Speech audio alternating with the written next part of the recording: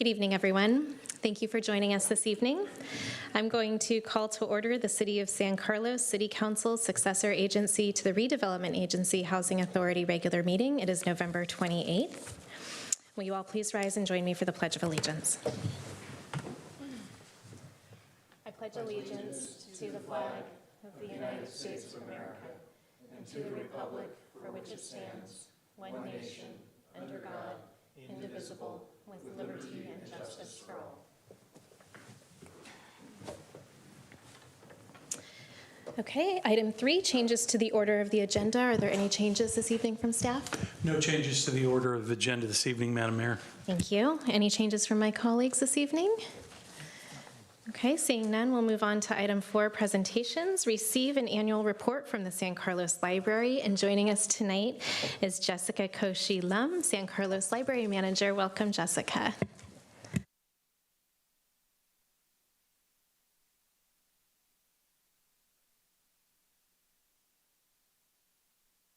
Good evening, Honorable Mayor, members of City Council, community members of San Carlos. My name is Jess Koshi-Lum. I am the Library Manager for the San Carlos Library. And today I'm so pleased to present our San Mateo County Library's annual report for fiscal year 21 to 22. First established as the County Free Library in 1912, the Library Joint Powers Authority was formed in 1999. Covering 351 square miles, our service area is comprised of our 11 member cities and the unincorporated areas of the county. San Mateo County Libraries is uniquely positioned to see the broader county service area while at the same time understanding each unique community we serve. Approximately 283,000 people live in our service area, and 76% have a library card. The unique diversity and complexity of those we serve inspire and drive our services. Our communities face another year of profound change. Through ongoing recovering efforts, San Mateo County Libraries has continued to adapt physical and virtual services to meet critical needs, and staff never wavered in their commitment to provide equitable resources, programs, and services. San Mateo County Libraries continues to be a high-performing organization. Some standout benchmarks include a 96% favorability rating, 1.6 million website visitors, and over 4 million wireless sessions.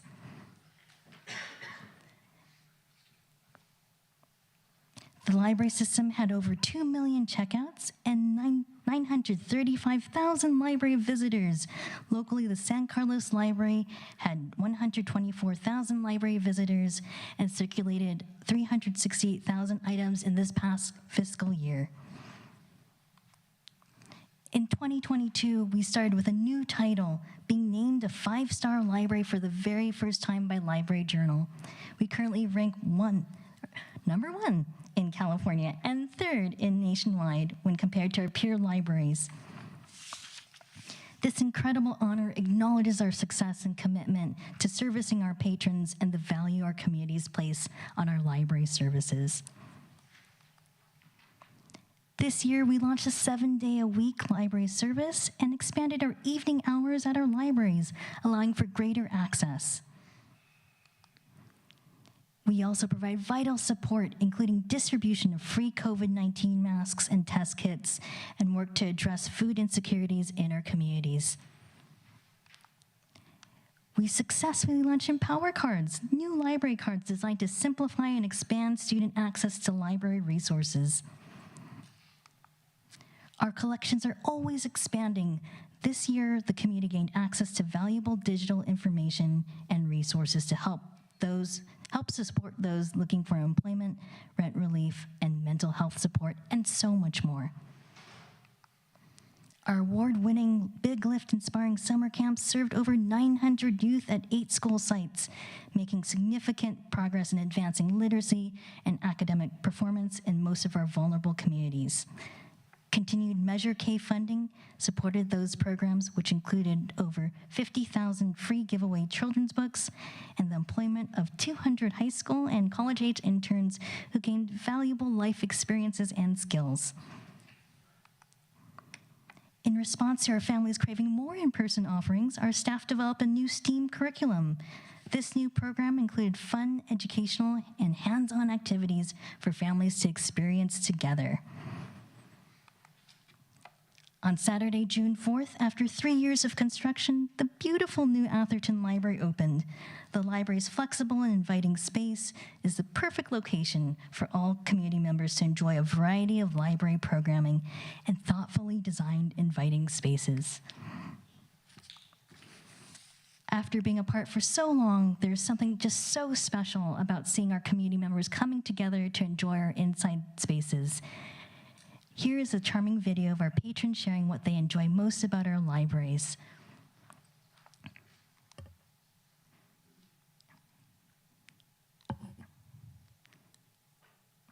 Oops, sorry about that. Sorry about that.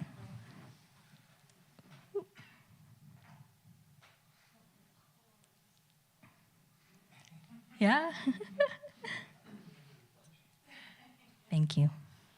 Library because I love cooking and there's a lot of cooking books. Coming to the library because it's a sense of peace and it's part of the community, just a place to relax and enjoy.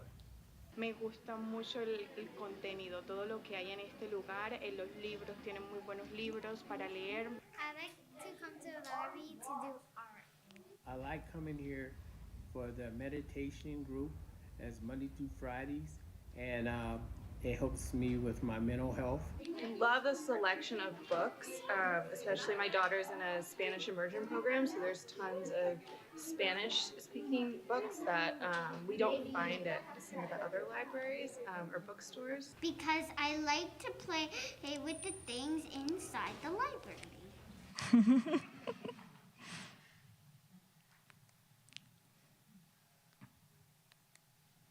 I like going to Sorry about that.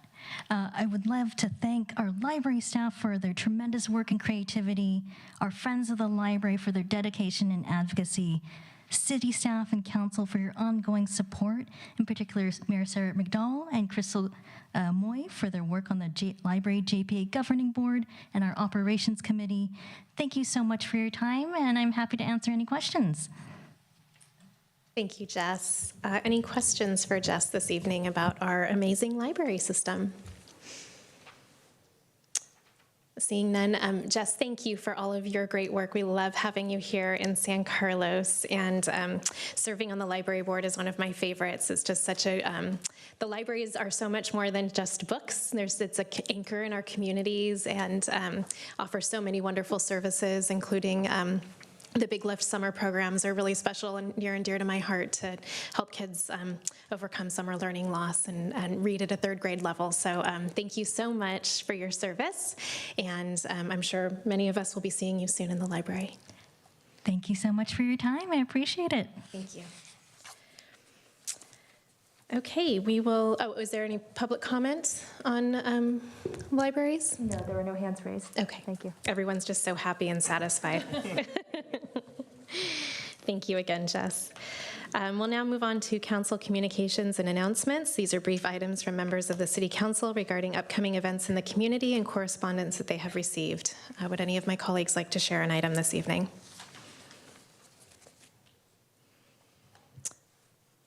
Okay, I don't see any. I have one brief item to share with my colleagues. I know that at our last meeting, I brought forward an agenda item to work on a letter regarding the new Brown Act regulations and how they impact in-person participation in our regional meetings. And I have met with our staff, and our next step is to schedule a meeting with our lobbyists in Sacramento and talk about appropriate next steps. So we don't have a letter ready for this meeting, but we will continue working on it, and we will bring something forward at a later date.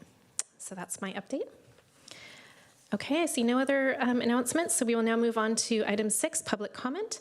Persons wishing to address the City Council on matters not on the posted agenda may do so at this time. Please know that each speaker is limited to 2 minutes, and we will go ahead and take public comment in our Zoom waiting room first, and then we can move to public comment here in the chambers. If you're on Zoom, please raise your hand, and you will be called on by Crystal. Okay, thank Thank you. We do have 3 hands up at the moment. First up is Brett Ehrlich. You can go ahead and unmute. Hi, can you hear me? Yes, thank you. Great. Hi, everyone. My name is Brett Ehrlich, and I'm a San Carlos resident. I want to thank you all for your past leadership on climate change, and I want to alert you to a significant new risk to meeting the climate goals of San Carlos, and more so to California. The CPUC recently proposed to change the rules for residential solar that will make it much more expensive at a time when we urgently need to speed up our transition to clean energy. The proposed change would cut by 75% the credit that new solar users receive for sharing their extra energy with the grid. This change is expected to double the length of time it will take residents to recoup their cost of solar, extending beyond 10 years for most of the California market. When similar cuts have been implemented elsewhere, solar adoptions plummeted by over 50%. California has a very aggressive clean energy goal, but still makes over 40% of its electricity from fossil fuels. Waiting for new utility scale solar farms to be built to address this problem is just not going to work. We need more rooftop solar along with home battery storage. This would reduce electricity costs and give us a more resilient system that can handle peak energy demands during heat waves without blackouts. I'm asking this council to speak out on behalf of San Carlos citizens and send a request to the CPUC and to Governor Newsom that they reject this extreme change to solar affordability and come up with a more equitable plan that doesn't sacrifice the climate in order to ensure higher utility profits. Several peninsula cities are preparing to pass resolutions opposing this change, and I can share model language with you if you decide to move forward. Thank you, with Brett. a similar Your resolution. 2 minutes have concluded. I appreciate Thank you you. calling in. Thank you. Thank you. Crystal, can we take our next caller, please? Okay. Next up is Sheila Brer. Good evening. Thank you. My name is Sheila Brar, and I am a resident of the city of San Carlos, and I'm also with the Citizens for a San Mateo County Gun Buyback.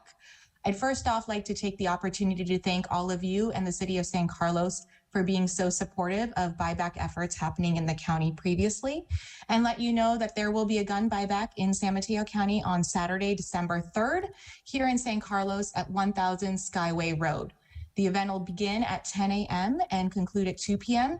The event is completely anonymous, and if you do plan to relinquish a firearm at the buyback, just to note that the firearm needs to be unloaded and in the trunk of your vehicle prior to entering the event.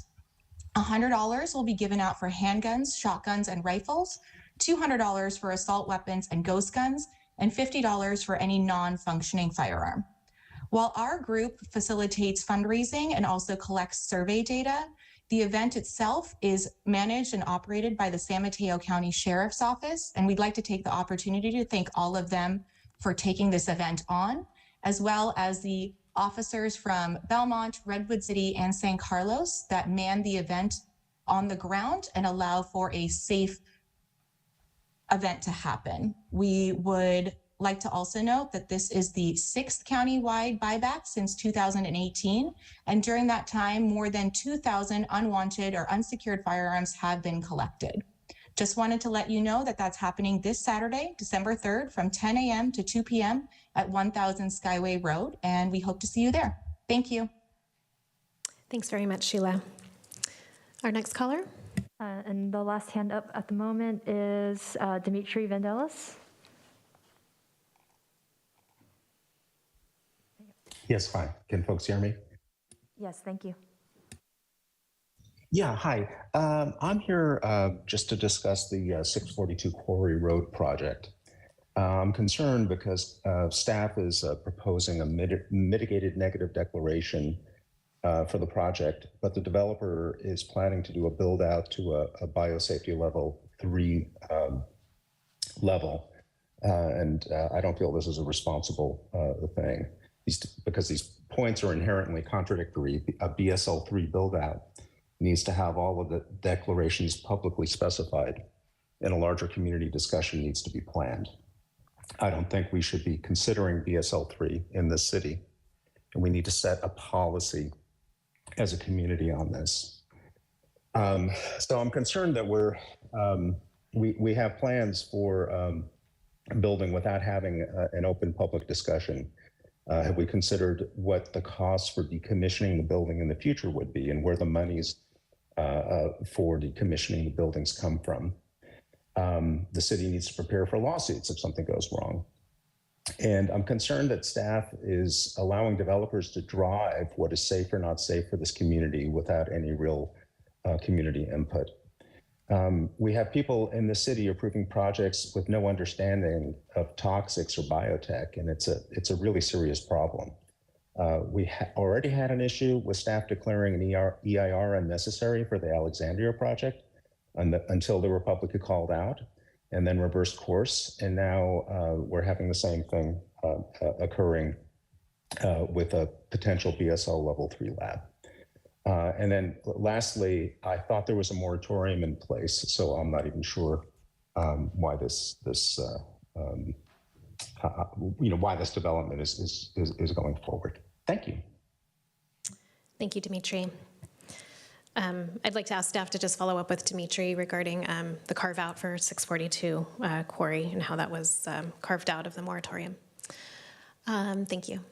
Crystal, any other callers online? Yes, we do have 2 more hands up. David Crabb, you're up next. Yes, good evening, Mayor McDowell and members of the council. This is Dave Crabb. I second Dimitri's comments about BSL-3. Sierra Club has been studying the BSL levels for several months now, and we've really gotten concerned about BSL-3 laboratories in highly dense areas such as San Carlos.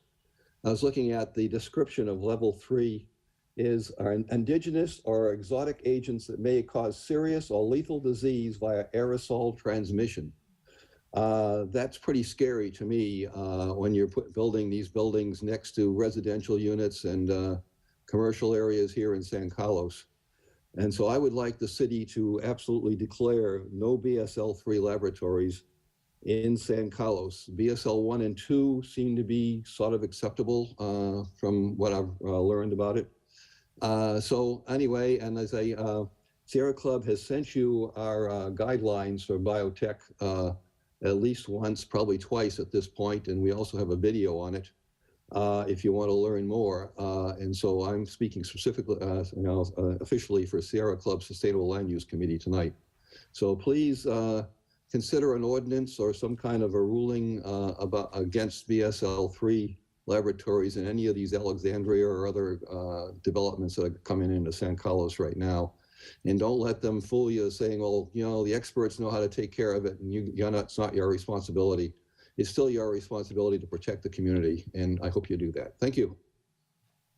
Thank you, David. And then our last hand right now is Patty MM. Hi.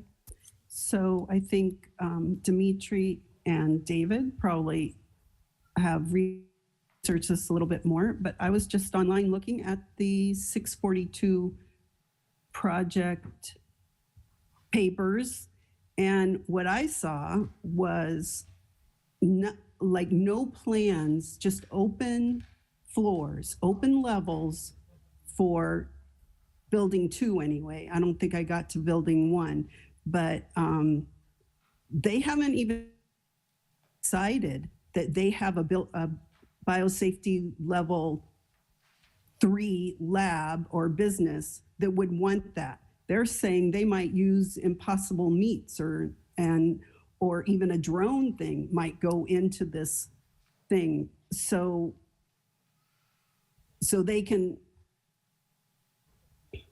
So I guess what I'm trying to say is that you can't just say, hey, put this in and we'll deal with it later, because they don't have, you can't approve something that isn't isn't planned. They don't have plans for this biosafety level 3, an open level where you could see from one side of the building to the next.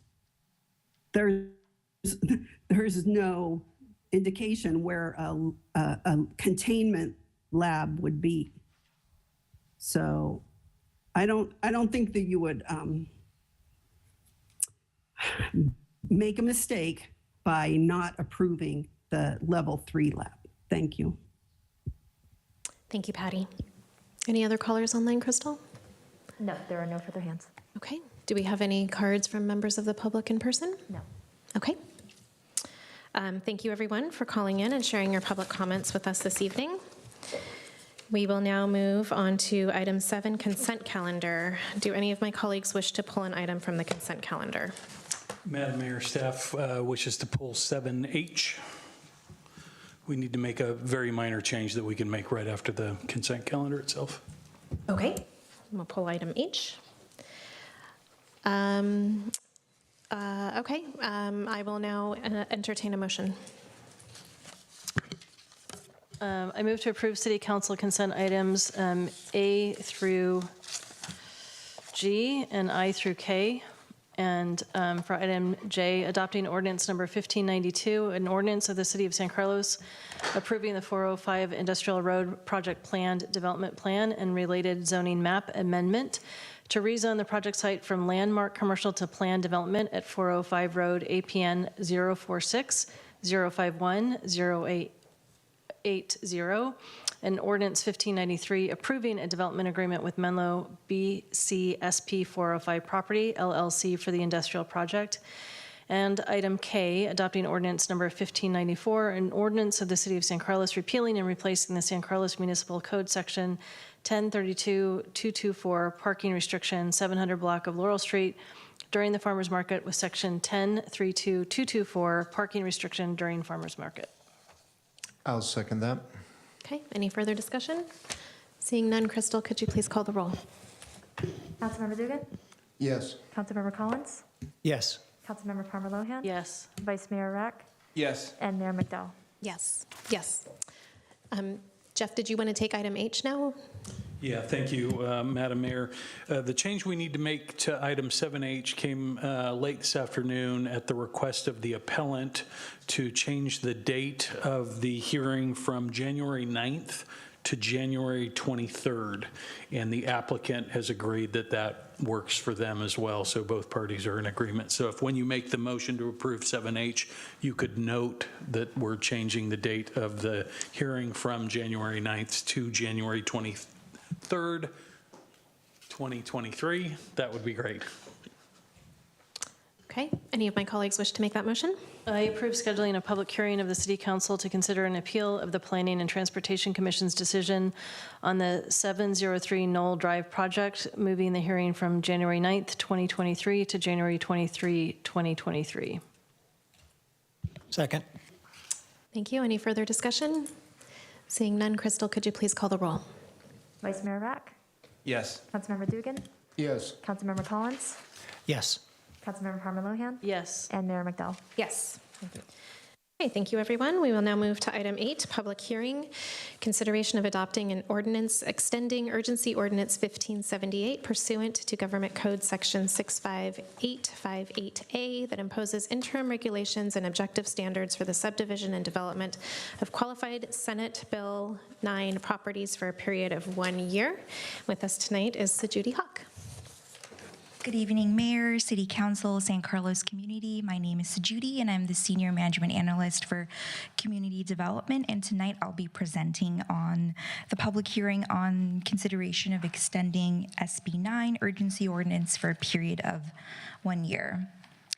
The agenda for tonight includes an overview of the current status of the SB 9 urgency ordinance, and then we'll dive into why an extension of the urgency ordinance is recommended, and then we'll move on to the connection between the citywide objective design standards, or ODDS, and SB 9, and finally end with a summary of the next steps. I wanted to start off the presentation by highlighting our goal of adopting a permanent SB 9 ordinance concurrently with the citywide objective design standards in the fall of 2023. As a reminder, Governor Newsom signed the California Housing Opportunity and More Efficiency, or HOME Act, otherwise known as SB 9, into law in September of 2021, which became effective January 1st, 2022. After working with the Housing Subcommittee and researching neighboring jurisdictions, staff developed an SB 9 urgency ordinance, which was adopted by the San Carlos City Council on January 10th, 2022, and then extended for a period of 10 months and 15 days on February 14th, 2022. The current SB 9 urgency ordinance is set to expire on December 29th of this year, which is why the extension is being considered tonight. Since it's been a while since we visited the SB 9 topic, I wanted to provide a quick summary of what's allowed under our current SB 9 urgency ordinance. The state law requires that for no lot split SB 9 projects, minimum unit size is 800 square feet, 4 feet side and rear setbacks, ADUs and JDUs are allowed, no short-term rentals, and 1 parking space per SB 9 unit with certain restrictions. In addition to the state law requirements under the urgency ordinance, San Carlos allows a total of 4 units on a no lot split SB 9 project, as seen on the graphic under the no lot split title. Now, for lot split SB 9 projects, the state law requires that each resulting lot must be 40% of the original parcel size, 1,200 square feet minimum parcel size, no sequential lot splits, 3-year owner occupancy on either of the 2 resulting lots. It should also be noted that the state law does not require local agencies to permit more than 2 units on a parcel created through SB 9 subdivision. In addition to these state requirements, under the current urgency ordinance, San Carlos allows 2 units per lot after lot split with no ADUs or JDUs allowed. So what's happened since the adoption of the SB 9 urgency ordinance earlier this year? When staff came with the urgency ordinance extension consideration in February 2022, there were about 10 inquiries, and since then, there have been a total of 18 total inquiries, mostly informal. To date, we have 1 approved application, which was a simple conversion of an existing unpermitted unit, so no lot splits. Similar to other neighboring areas and cities in the Bay Area, it's been fairly quiet on the SB 9 front, but staff has been really busy continuing the SB 9 discussions concurrently with the citywide objective design standards process. For example, there was a community workshop on May 4th and 1 joint RDRC and Planning and Transportation Commission on June 6, 2022 to discuss residential objective design standards that will also apply to SB 9 projects. Staff also updated the SB 9 City webpage with informational resources, notices about any upcoming meetings, and opportunities on how the public can get involved. We also continued social media and e-notify posts to keep the community informed. And finally, we have a designated SB 9 staff person to handle all SB 9 related inquiries. As mentioned before, the current SB 9 urgency ordinance is set to expire on December 29, 2022. Staff met with the Housing Subcommittee on September 21st, 2022 to discuss the option of extending the SB 9 urgency ordinance for a period of 1 year to December 29, 2023, and the subcommittee supported this recommendation.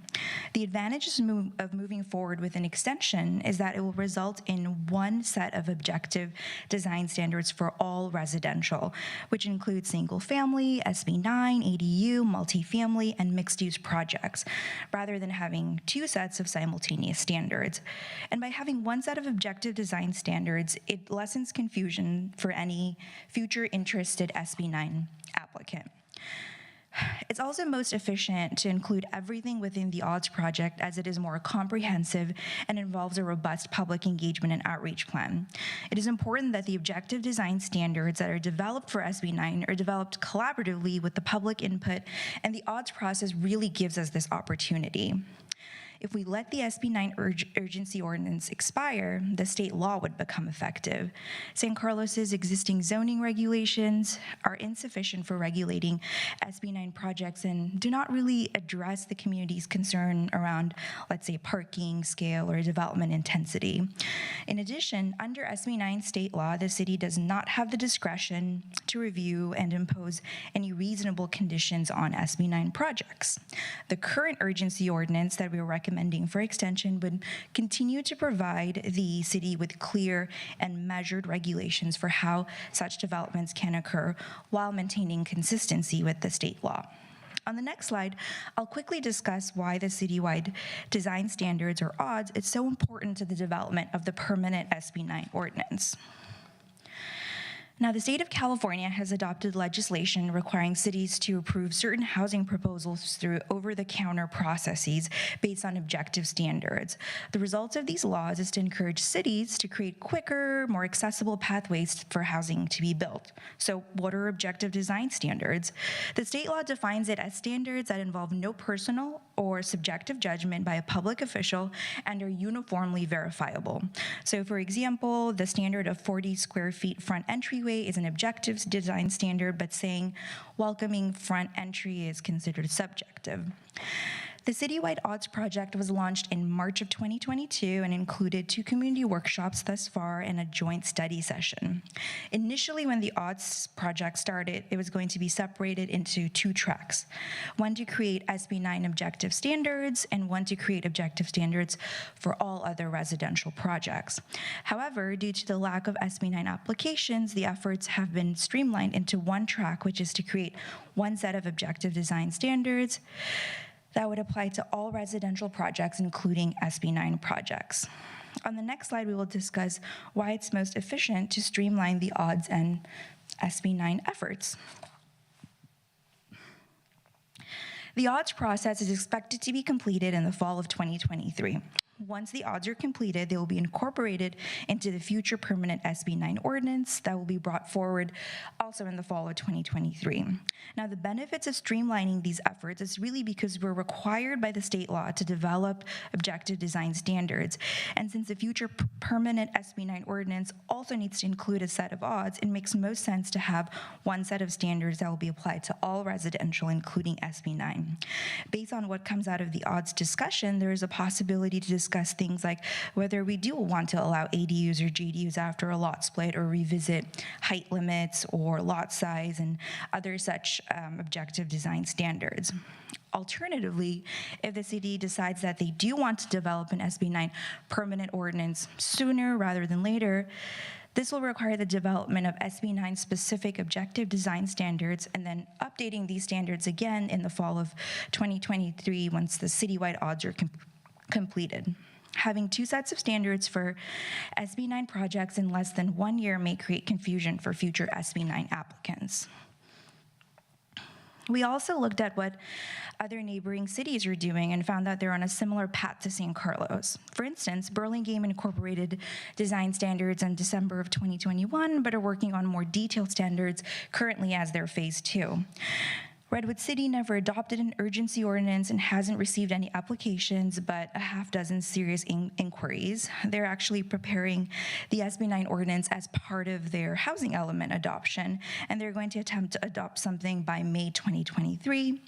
Finally, Los Altos adopted SB 9 objective design standards as phase 1, but similar to Burlingame, are updating their standards as phase 2. So generally, SB 9 didn't really pick up because the onus is on the homeowner, who often lack the expertise or financial resources to tackle such a project. According to an article from the San Francisco Chronicle from July of 2022, there was not one example of SB 9 project that has broken ground in the Bay Area. So that was summer of 2022. According to the Chronicle, 14 property owners applied in San Francisco, 7 in San Jose, 3 in Santa Rosa, 2 in Concord, and 1 in Hayward.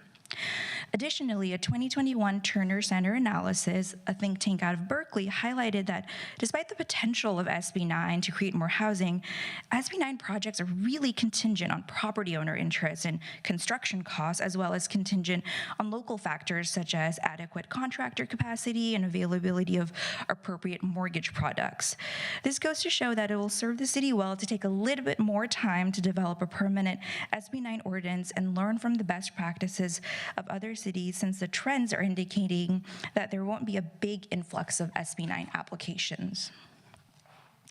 Meanwhile, we're looking ahead on a roadmap of adopting the permanent SB 9 ordinance that includes robust community engagement. The goal is to adopt a permanent SB 9 ordinance after the citywide odds process is complete in the fall of 2023. Until then, staff will continue the citywide odds process with a third workshop coming up in early 2023. And out of all of the community feedback, there will be a draft of proposed objective design standards that will apply to all residential projects, including SB 9. And woven throughout the process will be opportunities for the community to get involved and provide feedback. Staff will also continue to monitor any SB 9 state law updates and best practices from neighboring jurisdictions. As we get closer to October 2023, the key components of the draft permanent SB 9 ordinance will be reviewed by the Housing Subcommittee and the Planning and Transportation Commission before it finally comes to City Council for adoption consideration. And with that, I'll end the presentation with the recommendation, which is to adopt the urgency ordinance, extending urgency ordinance 1578, imposing interim regulation and objective standards pursuant to Government Code Section 6585A for the subdivision and development of qualified SB 9 properties for a period of 1 year. I'll open it up for any questions, and I'm joined by my colleagues Andrea Mardisic and Rucha Dande for any questions. Thank you very much. Thank you, Sajudi. Great presentation, very thorough. Questions from the council?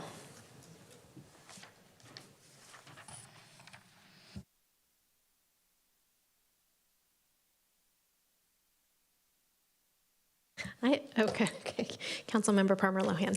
Thank you. Thank you, Sajudi, for the presentation. I appreciate it.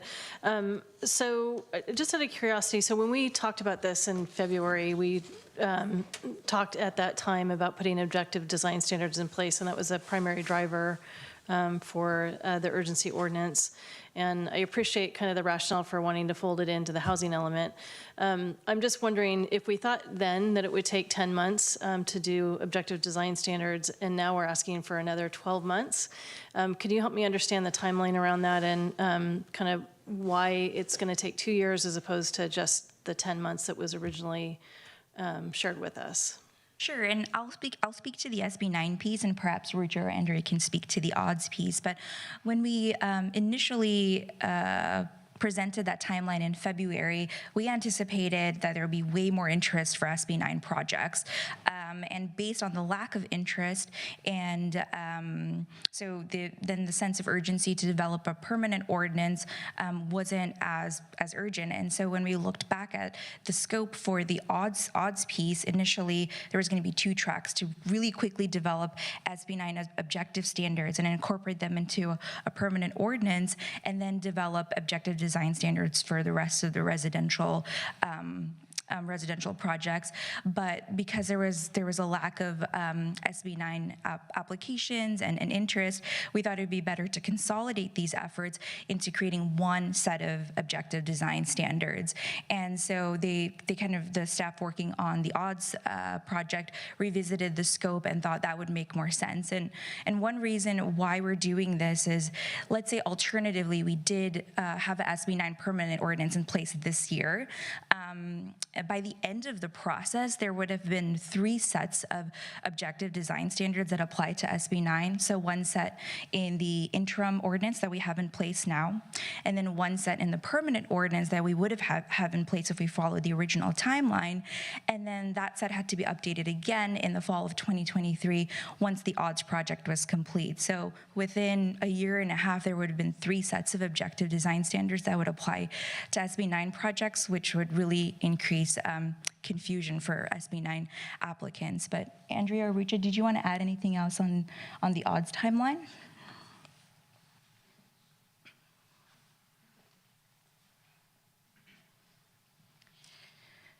Good evening, Council. My name is Rucha, Associate Planner. So for the ARTS project, it's the objective design standards will be focusing on the residential developments only.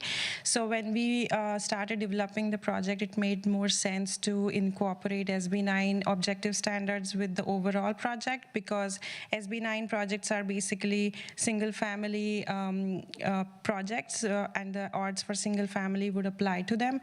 And therefore, we thought it would be more efficient to consolidate everything. And in terms of timeline for ARTS project, we are looking for a survey that is coming up in December, followed by the community meeting, as Sujuti mentioned, and then followed by the draft standards, and then finally adopting them, adopting the final ARTS standards by fall of next year. So looking into that, we thought it would be a best idea to consolidate all the ARTS with the main project. Thank you. Did you have something more? Okay. Vice Mayor Bach. Thank you, Madam Mayor. And Sujuti, thanks for the presentation. And so, just so I'm clear on things, so the intent is to extend this urgency ordinance for the year, and essentially to almost a year, so we have some flexibility. And then, are they running in similar tracks, or do you anticipate that we'll have sort of two separate standards that come and will just do it at one time, or will it just be one broader objective design standard? So we're just sort of consolidating everything into one piece, doing it one time, and be done. That's sort of the purpose behind that versus multiple tracks. And assuming from a resource standpoint, that's probably more efficient as well. Exactly. So it's the latter. We're going to consolidate everything and create one set of objective design standards that would apply to all residential, including SB9. And we're working with consultants MIG, so they have a really robust community engagement plan. The objective design standards in the interim ordinance were developed by staff, and that was one of the things we heard from council in February, that we want to have a set of objective design standards that includes community input. So we're hoping we're able to do that with the odds process. Great, thank you. Okay, we'll go to Councilmember Collins and then Councilmember Dugan. I'm glad your hands are raised. I wanted to hear from the Housing Subcommittee as well. Thanks, Madam Mayor, and thank you, Sujuti. Good presentation. I was just looking, if you could go back to that slide that showed what the other cities are doing. Sure. So in Burlingame's case, you said they have had no I'm sorry, that was Redwood City, you said. They've had no applications. Yeah, so I spoke to them in fall of this year. I spoke to their senior planner, and they had no applications, but about 12 or so serious inquiries, and their approach is talking to the applicants directly via phone and really walk them through the process if they were interested in moving forward. So there's no urgency ordinance. They've had no applications, but they're working on preparing these objective standards. Does it look like they're going to, in effect, adopt pretty much what the state has established? I'll have to speak more with their planner to understand what their long-term plan is, but from what I heard, they really wanted to fold it into their housing element conversation because they wanted to kind of address how it can fit into single-family neighborhoods with their missing middle housing strategy. But I think they will still adopt, like the other cities, the minimum requirements that the state law requires you to. But I'll have to confirm with their planner to see what the long-term implementation plan is. I don't want you to go down a rabbit hole on all this. The reason I'm asking is that I think I read at some point that statewide, since this had come into effect, there were far less applications for SB9 lot splits than they had anticipated. And I think you essentially made that comment, correct? Mm-hmm. Yes. So my question really is, are we unfairly limiting new SB9 projects that would comply with SB9 by this delay? Are we somehow, are we bottling this up? And if I may answer from staff perspective, we're doing exactly what the state law requires us to. We've adopted the minimum requirements. We have created an application and a handout that helps applicants really walk through the process. We've created the affidavits. I've worked with Greg to have those legal papers in place. So if an applicant wants to pursue an SB 9 project, we have all the resources ready to go. And our urgency ordinance is fairly robust in terms of whether somebody wants to move forward with an SB 9 application. We're pretty detailed, and we've adopted what's similarly to neighboring jurisdictions what they've adopted. So there's nothing, I would say, limiting in our ordinance, but that's what the future community discussions, we hope to talk with the community. If they find that it's limiting, how can we address it through objective design standards? So if somebody had a project now and they wanted to pursue it, could they? Yes, they could. And RUCHA has processed one application for SB 9, and it went fairly smoothly. There was also a comment on an email that we're very restrictive and we're doing things other cities aren't doing, and that's inhibiting the development. Do you think our standards are going to be more or less restrictive than other cities? I don't think so. I think we're really focusing on the objective design standards piece of it. And I did see that email. And, for example, we have 800 square feet unit size requirement. That's the minimum from the state law. And most of the cities near us are also including, 800 square feet. So we're not any different than our neighboring jurisdictions, but we're still meeting the state law requirements. I promise my last question. You said you need it until next fall. Do you anticipate that you might be done sooner? It really depends on the odds timeline. So as soon as the odds are adopted and ready to go, they'll be incorporated into the permanent ordinance. So if we can do it sooner, that would be great. But we anticipate October of 2023, if not sooner.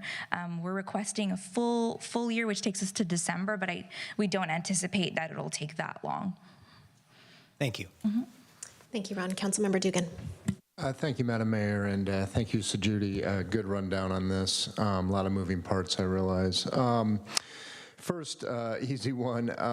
Who is our SB 9 designated staff member? Is that RUCHA?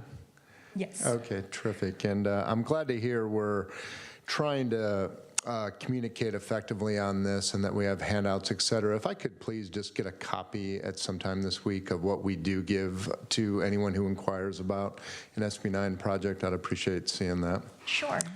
And I understand our rationale about joining this effort with our objective design standards so we don't create confusion. Obviously, there's a concern when an emergency ordinance goes well past a year, and in this case, potentially nearly 2 years. I guess my question is, given we've had very little SB 9 interest, did staff consider any changes to this emergency ordinance before just asking us to extend it as is?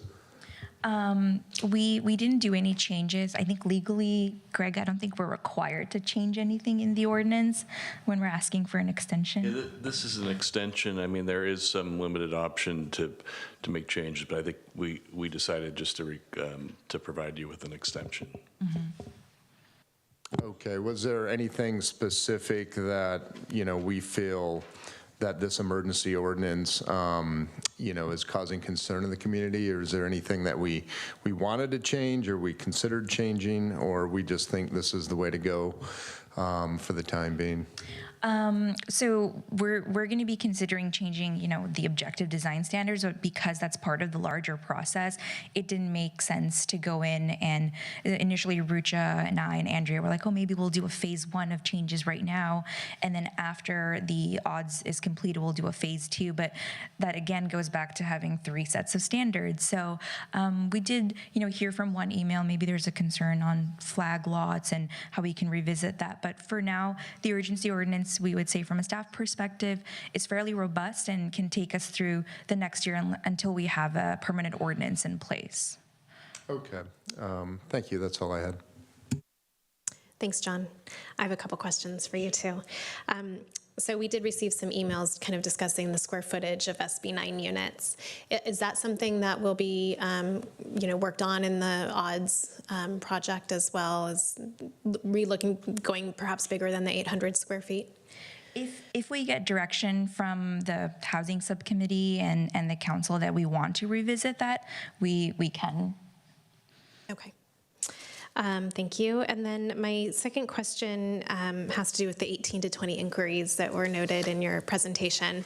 Are we keeping track of, do we ask people when they call in for their email? Do we follow up with them a month later to say, if you're not moving forward, why? I think maybe we could start collecting some really interesting data points from those who are interested but are finding a roadblock somewhere and what those are. Sure, I'll have Ruja answer that.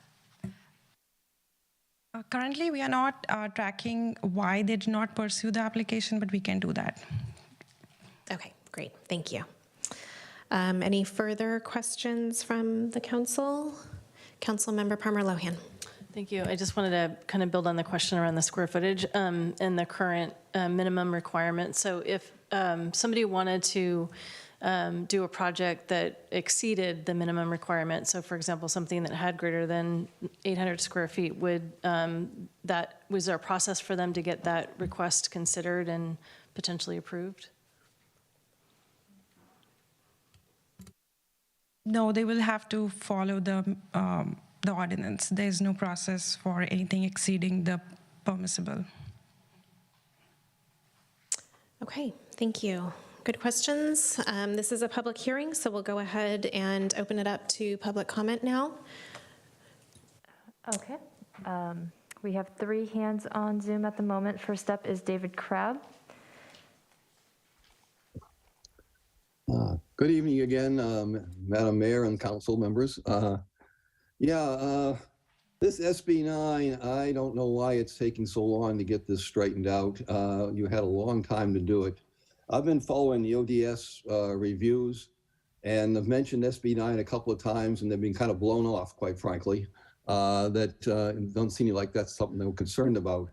And the thing that's interesting about SB9 is that those properties that decide to go with SB9, and there probably may not be that many of them, they don't know what the rules are. And since they don't know what the rules are, or they do know what the rules are and they know that they're too restrictive, like 800 square foot for the second unit is far too restrictive, that's why they're not going ahead with SB9s.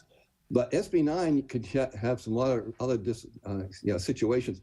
For example, if you did a lot split with SB9, 0 lot lines make sense, because you could put a big building, not a big building, but a large house-looking structure on there, split the lot line down the center, have 2 0 lot lines, but you'd have a duplex unit. But everyone would have their own individual lot lines. That's totally different from the ODS requirements. Flag lots, the same thing. So there's a lot of things that would be unique about an SB9 situation that would not necessarily apply to a typical single-family lot with ODS requirements. And I think you really need to look at that and really take SB9 seriously when you're doing the ODS, because I didn't feel that was taken seriously at all. Thank you. Thank you, David. We'll go ahead and take our next caller. David Tusman, you should be able to unmute. Hi, good evening to the council members and staff.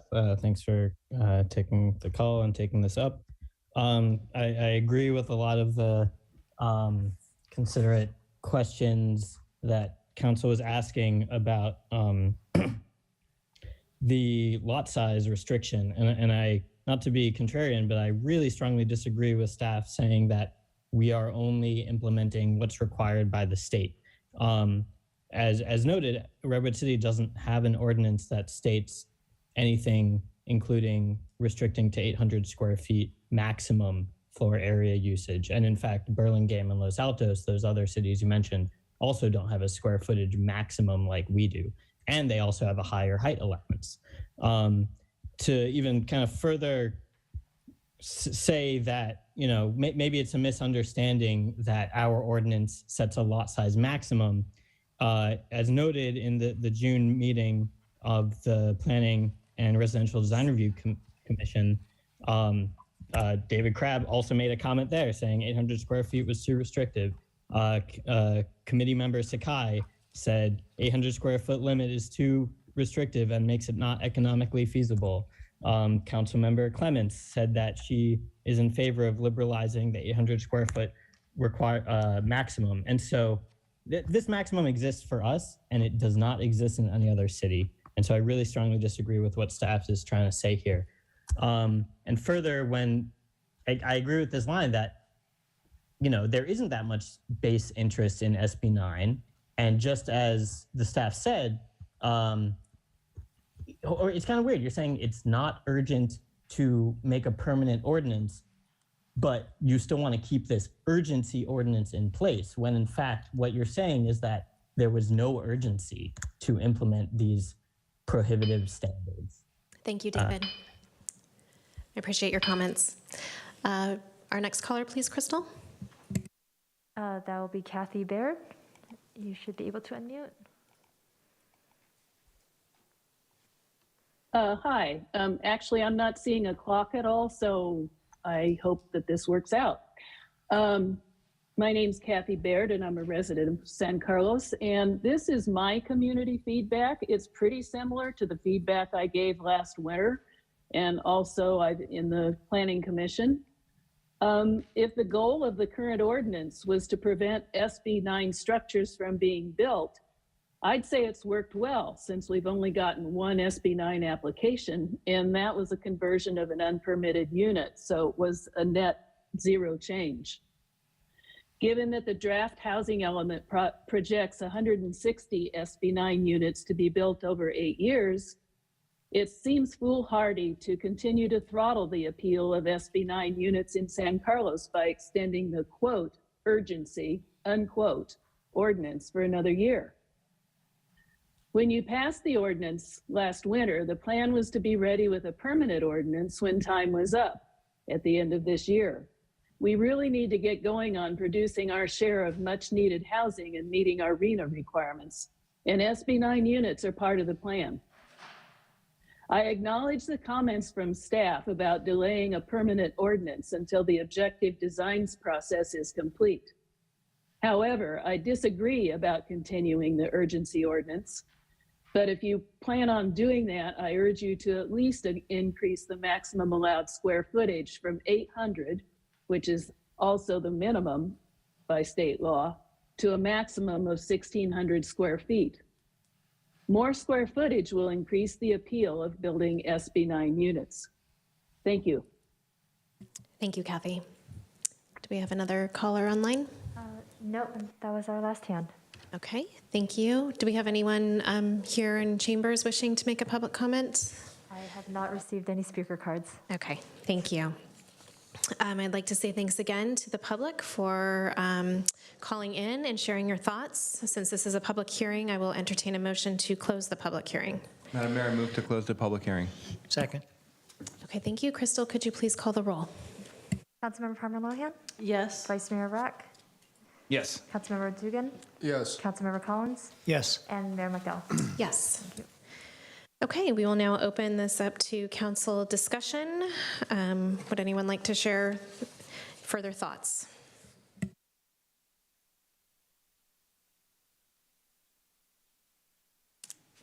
Any further direction to staff?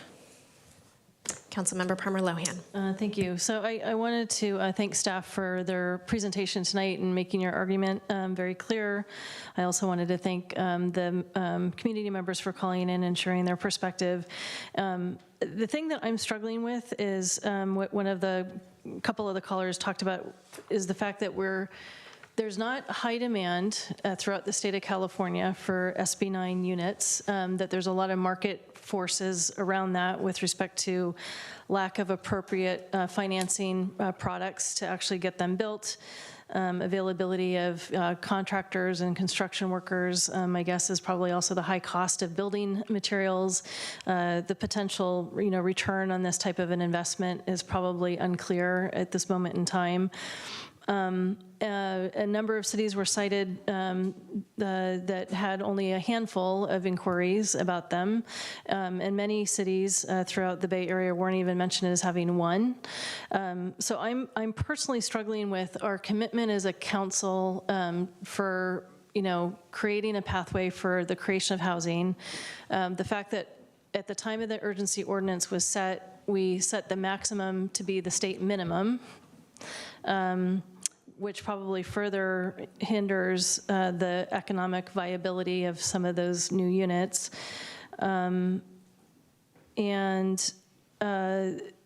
Having an urgency ordinance on a situation that doesn't feel particularly urgent, I'm struggling with.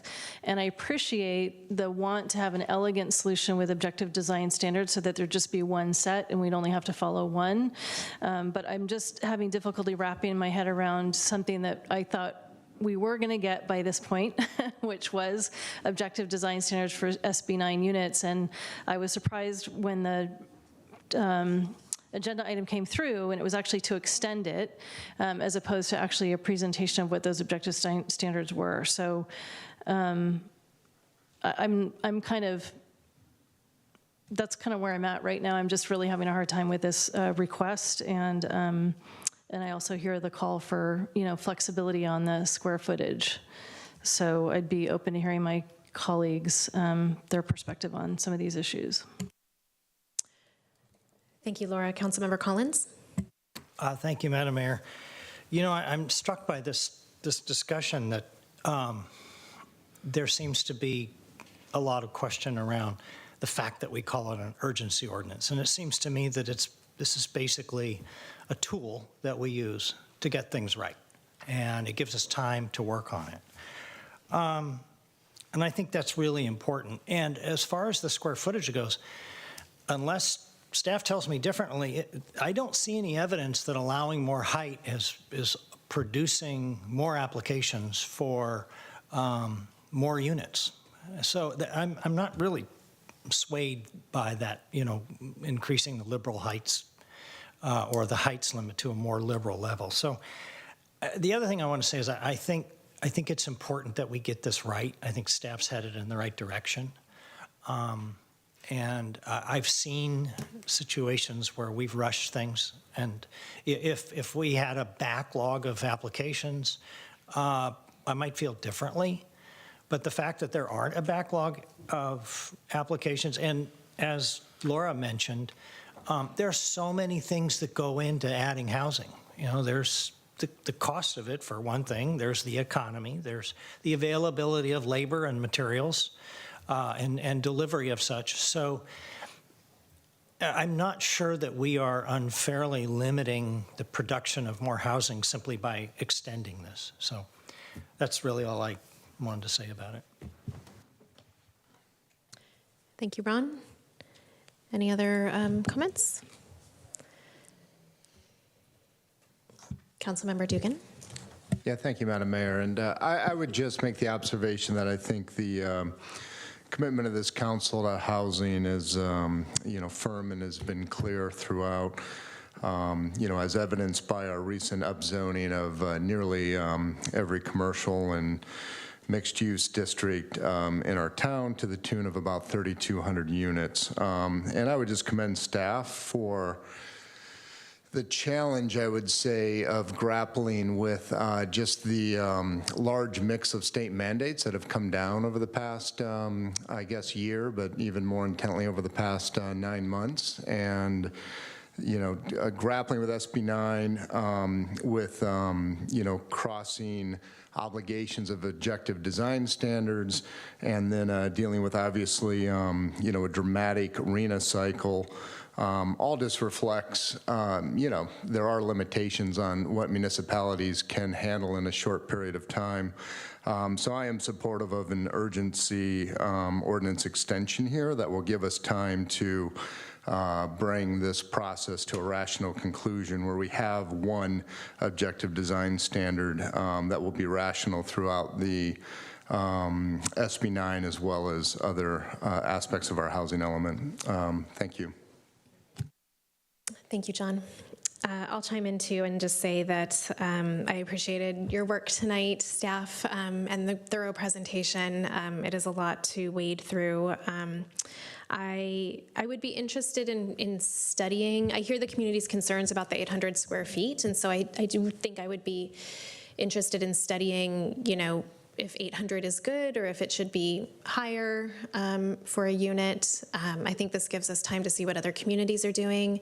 I think that it's hard to tell what is the hindrance to having SB 9 units at this point. And it sounds like it's not the urgency ordinance, because there's other communities out there that don't have it and still haven't received SB 9 units. So. And I would also, I would like to give direction to staff tonight to start tracking the inquiries and collecting that data for us, so that maybe we can see what, those who are interested, what roadblocks they find are impeding development of these potential units. I think that, the urgency ordinance does not ban SB 9 units. We have rules on the books that comply with state law, as was mentioned tonight. And I agree with my colleagues that I think having clear guidelines and design standards that broadly apply to housing is much more useful in the long run, as compared to a piecemeal set of ordinances, as you mentioned tonight, that are difficult to wade through, where some standards apply in one case and other standards apply in another case. I think that does a disservice to our community too. So I think with the large amount of work that our staff is putting into the objective design standards, I think that these might actually be a model for other communities. So I'm looking forward to seeing your work as it moves ahead. Any other comments from the council? No? Okay, I'll entertain a motion. Madam Mayor, I move to adopt ordinance number 1595. 1595, an urgency ordinance of the City of San Carlos pursuant to Government Code Section 65858A, extending urgency ordinance 1578, imposing interim regulations and objective standards for the subdivision and development of qualified Senate Bill 9 properties for a period of 1 year. I'll second that. I don't know who said that first. Crystal, you can choose. I heard John. Okay. Any further discussion on the motion? Councilmember Palmer Lohan. Yeah, a couple comments I'd like to make. So one is I'm still struggling with this, because I feel like we could still do what you're asking us to do, but not necessarily extend the urgency ordinance on this. But be that as it may, I think an exploration, I want to add my voice to exploring the square footage, because 800 square foot in this type of a product or housing type, I think seems pretty limited. In addition, I would really encourage staff, and I totally respect all the work that you have on your plate. I don't want to discount that at all. But again, our commitment to making sure that we create a pathway to housing and do so efficiently. If there's any way that we can bring this in ahead of next year, a year from now, that would be greatly appreciated. We're just behind the 8 ball in so many ways on this, so I would really appreciate that. Thank you, Laura. Councilmember Collins, did you have a comment? Yes, Madam Mayor. I just wanted to add that even though I made the comment about the limitation on the square footage, I wouldn't have a problem if we did decide to increase it. Height, I would have a little bit of a problem with, particularly in a residential area. But if there's going to be an exploration of increasing that 800 square footage to something higher, I don't want to give you specific direction, but if that's an option for us, I'm not really opposed to that. Okay, thanks, Ron. Any other comments? Seeing none, Crystal, could you please call the roll? Councilmember Collins? Yes. Councilmember Palmer Lohan? No. Vice Mayor Rack? Yes. Councilmember Dugan? Yes. And Mayor McDowell? Yes. Motion passes. Thank you, Crystal. We will now move to item 9, study session. Receive a presentation on the Focus General Plan update, which includes amendments to the land use element, community safety and services element, and minor changes to the circulation, noise, and environmental management elements and associated amendments to the zoning ordinance in response to the housing element update. And we have Lisa Porras, Principal Planner. Thank you, Mayor. Lisa Porras. Good evening, Mayor and council members. The purpose of tonight's presentation to the council is to introduce documents that will be presented before you on January 23rd for your consideration for adoption.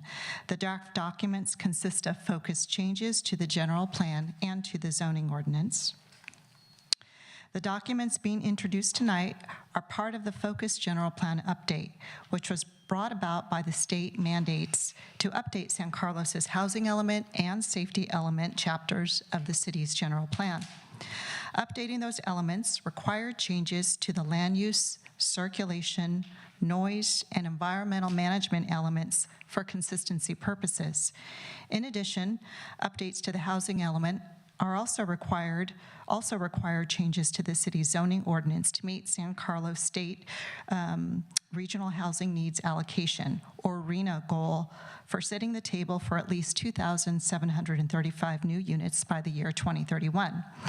All of this work requires environmental review under the California Environmental Quality Act, or CEQA, and accordingly, an EIR has been prepared for this project.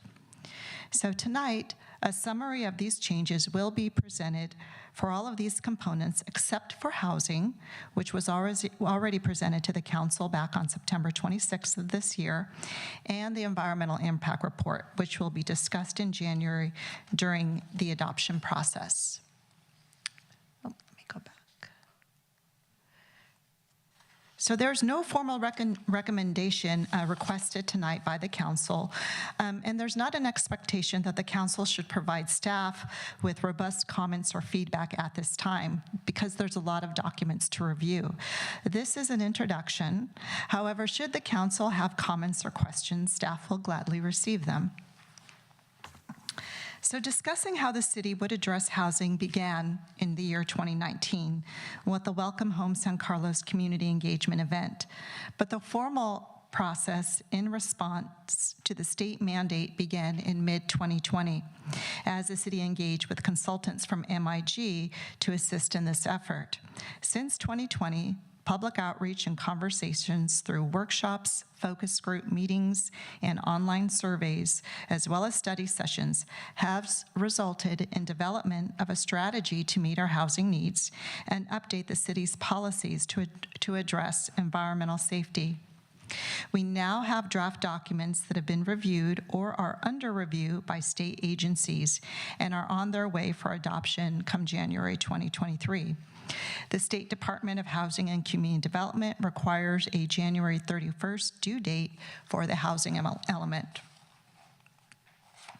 As mentioned previously, the changes made to the housing element required changes to the general plan. General plan elements are required to be consistent with one another. If one element of a general plan is changed, a review must be undertaken to see if those changes require text changes in other areas of the general plan.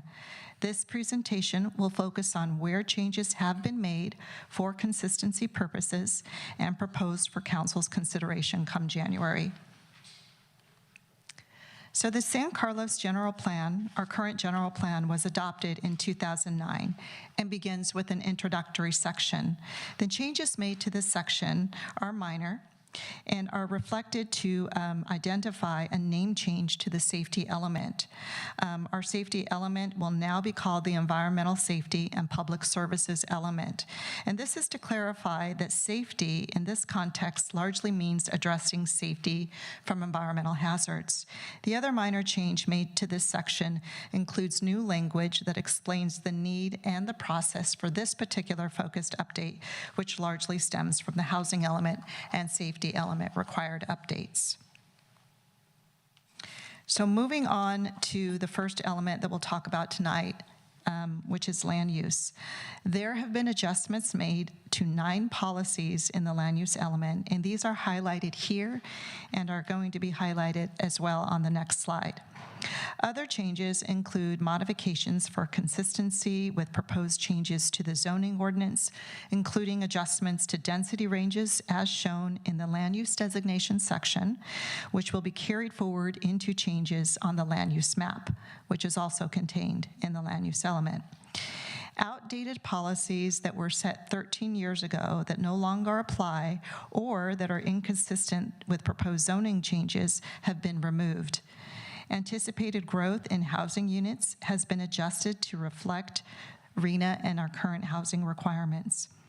Policies that would be inconsistent with new laws, such as requirements to prepare objective design standards, have been adjusted to remove subjectivity, as well as policies that would be inconsistent with proposed zoning changes, such as flexibility to allow developers to choose how to provide provide open space as part of new developments. Additional changes include modifications to policy LU 8.19 to reflect that new development minimize obstructing views and solar energy. The other policy change, 8.20, is adjusted to reflect design review procedural requirements consistent with state law. This is because state law under the Housing Accountability Act doesn't always require design review in every housing proposal. So we needed to adjust that. Other amendments have been made to Action LU 8.3, which removed direction to amend the zoning ordinance development standards in the downtown core. This has already been accomplished back when the city updated its zoning regulations in 2011.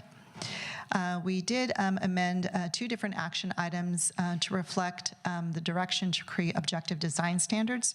Part of repeating some of the other work that is going on and that we're undertaking anyway is to actually get credit.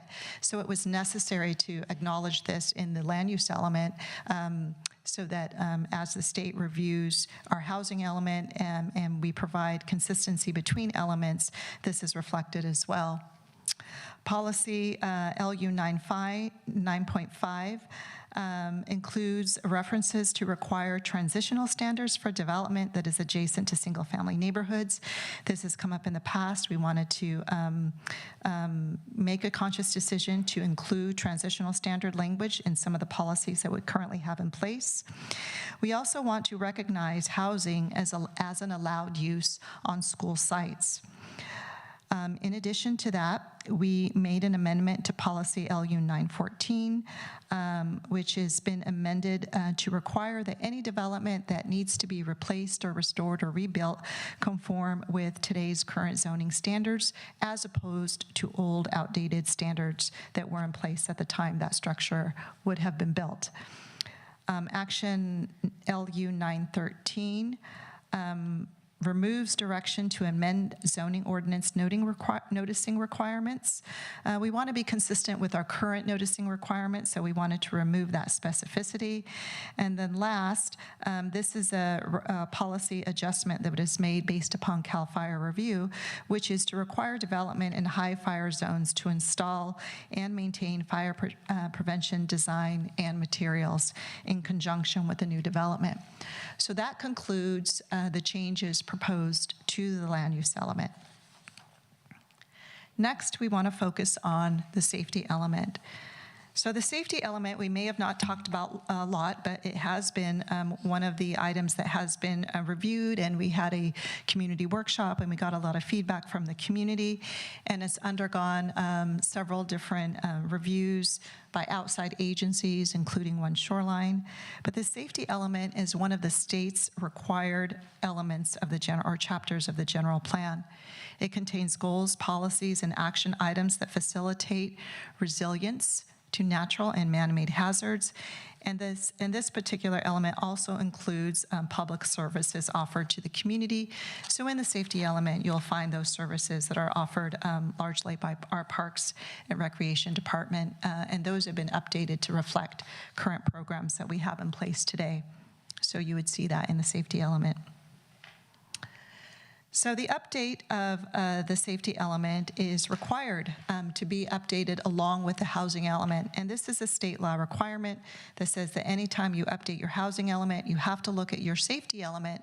And if there's new laws that have been passed between the last time it's been updated and now, it needs to be adjusted. So our last update, comprehensive update of the safety element was done in 2009 with the general plan, and a new set of laws have been passed. And so the update that we're focusing on now is to really respond to those new laws that have been passed. And that includes new state requirements for addressing wildfire, climate change, and resiliency planning. So resiliency means the ability to be able to adapt, to mitigate, and have recovery plans in place. The other component is providing protection from environmental hazards, and that those be done in an equitable manner. And then to address hazards that might be unique or different to vulnerable populations, people, seniors, people that may not be plugged into kind of like our communication network and email and so forth. So we need to look at those populations as well.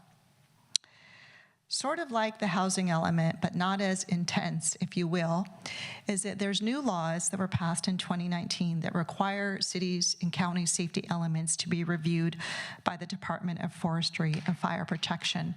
There's no requirement that it be certified by this state agency, but it is required to be reviewed by the California Board of Forestry and Fire Protection, which is also known as CAL FIRE.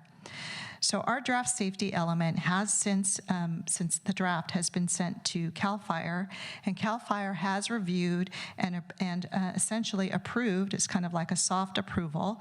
The document with some suggestions that have been incorporated and are reflected in the safety element that is in your packet tonight. In addition, the draft policies have been reviewed and comments have been made by staff from One Shoreline, which is another name for the San Mateo County Flood and Sea Level Rise Resiliency District. So One Shoreline is an independent government agency that works across jurisdictional boundaries to secure and leverage public and private resources for the long-term resilience of our region. So as I mentioned, our safety element was adopted in 2009, and it has many existing policies already in place. Policies and action items that address geologic hazards such as earthquakes, ground shaking, liquefaction, and landslides. It has policies that address flooding, dam failures, and inundation. It has policies that address wildfire, including urban fires, policies around and centered on hazardous materials, airport operations, and in general, just general emergency and disaster preparedness. The changes that are coming and are part of the safety element really center on 4 different themes. Those are equity, which I mentioned before, wildfire, disaster preparedness, response and recovery, and resiliency planning for sea level rise and severe weather events. This slide here and the next slide have the new goals in response to these changes highlighted for your review. I did want to include all of the existing goals, and there are 16 in total, just for context, and you can see them here on the screen. The goal that are presented here on this first slide really have to do minimizing risks associated with wildfire and making sure that we are proactive and we look at different ways to prevent wildfires in the first place, ways that we can protect life and property and infrastructure damage from these types of wildfire events. On this slide here, there are 5 more goals that have been included in the safety element that are centered around resiliency against climate change conditions, sustainability and resiliency with respect to water supply, and resiliency and planning for extreme heat and severe weather events, and that we are protected against sea level rise, and we're safeguarding both our natural and our built environment from inundation due to rising sea levels, and that we are a community that is protected against rising groundwater levels as well. Those groundwater levels also resulting from and caused by sea level rise. So in the safety element, you will find these 7 new goals, each with their accompanying policies and action items associated with those. So the next several sections are really minor, but we're going to present those. So we want to be full and transparent of all the changes that are being made to different elements of the general plan. So the next section is changes made to circulation, and these are minor and made in response to review and recommendations by CAL FIRE. And CAL FIRE called for emergency access to be incorporated into two different policies of the circulation element. So here you can see that just the insertion of the words emergency access requirements are incorporated into policies associated with width of streets and their design thereof. Those are the only two changes being made to the circulation element. With respect to environmental management, in a similar vein, there is a modification to this action item regarding the goal to promote and expand public and alternative modes of transportation. So action item 11.3 directs the city to design streets for all modes of transportation, and CAL FIRE required that the city reference emergency vehicles as a consideration in the designing of streets. So this modification has been made as well. And then moving on to noise, here a change was made to just one policy in the noise element that calls out the maintenance of a specific noise threshold for multifamily residential, but not apply it to outdoor decks and balconies as part of new development in the downtown core. So because residential development is expected mostly along El Camino Real and elsewhere in the city, a modification was made to apply this policy equally to all new residential development. And in particular, because a majority of housing, meeting our housing needs, will be met along El Camino Real, which is closer to transit and transit operations, this type of policy could present a general plan inconsistency finding in future development applications along the El Camino Real corridor. So the consultant team recommended that this be modified to remove a potential constraint in the outdoor design aspects of future housing development. So that is the rationale behind this particular change. Moving on to zoning. So the last section of tonight's presentation will focus on changes to the zoning ordinance, some of which have already been shared with the council as part of the housing element study session that was held in September. So changes made to the zoning ordinance are in direct response to meeting the city's regional housing needs to accommodate at least 2,735 new units to the year 2031.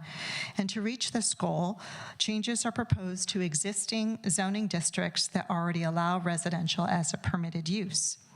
So to summarize, as the council will recall, the changes being made to both residential district section and the mixed-use district section call for increased densities and building heights. It also calls for creation of a new multifamily zone that sets the density at 100 units to the acre. We are also introducing new minimum density requirements that are 75% of the maximum density allowance. We're also introducing some flexibility for developers to choose between providing private space or shared common open space areas as part of new multifamily developments. We are also looking to adjust the provisions for increased FAR. These are provisions that are already contained in the mixed-use section of our zoning ordinance, and this is allowed through a conditional use permit approval for mixed-use developments. There were some outdated provisions that called for electric vehicles or green buildings. These are things that we already require now. So we wanted to be clear for the reasons when we would allow an increase in FAR. We also, the zoning changes also call for removal of building wall step backs. So in our zoning ordinance, based upon the floor plan, wherever there might be a living room or a primary room, that segment of the wall needs to be pulled back anywhere between 5 to 15 feet. And we're removing that in direct responses to what we've heard from some developers about what makes housing more expensive or what makes it harder to achieve the maximum densities. Changes to the parking ordinance are few. One of the things that we did back before AB 2097 passed is we consulted with the community at community workshops about what we could do to modify the zoning ordinance and make it easier to reach maximum densities. And one of the things that came out of that conversation was to remove the guest parking requirement for both multifamily and mixed-use residential development. That change is still reflected in the proposed zoning ordinance, but the zoning ordinance now also acknowledges AB 2097, which states that cities and counties cannot require parking for development that is within 1/2 mile from public transit. And there are exceptions to that, and our zoning ordinance puts this very clearly into place, and it outlines that Assembly bill very clearly.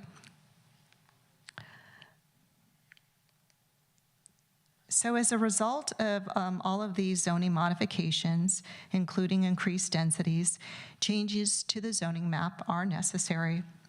So this diagram here reflects 9 unique mixed-use districts with density ranges from 40, 50, 100, and 100 units to the acre, and multifamily designations ranging from 20, 59, and 100 units to the acre. So since the draft zoning ordinance was presented to the Planning and Transportation Commission at their study session on October 17th, developers have reached out to staff and have met with staff sharing their concerns about being able to reach minimum and maximum density requirements, as well as where the building is placed along El Camino Real. So in response, staff will likely make a few additional amendments to the zoning ordinance to address the following. The first is building placement along El Camino Real. Building placement along the El Camino Real ranges anywhere from 0, the building can be placed on the lot line, or 20 feet back from the curb.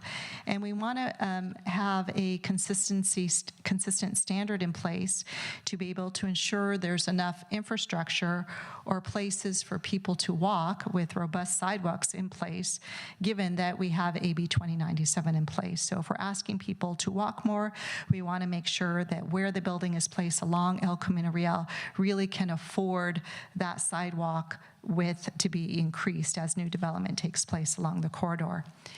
We also will look at side yard setback adjustments in the RM district. Right now, our side yard setbacks change from the ground floor, the first floor, to the second floor. So it kind of creates this sort of wedding cake appearance in the design of new developments, and would create a wedding cake-like appearance in the design of new developments in the RM district. So we want to level up the first and second stories, so we want to make those changes, and developers say that will really make it easier to propose new projects in the RM district, especially on smaller lots. We also want to remove the conditional use requirement for parking placement.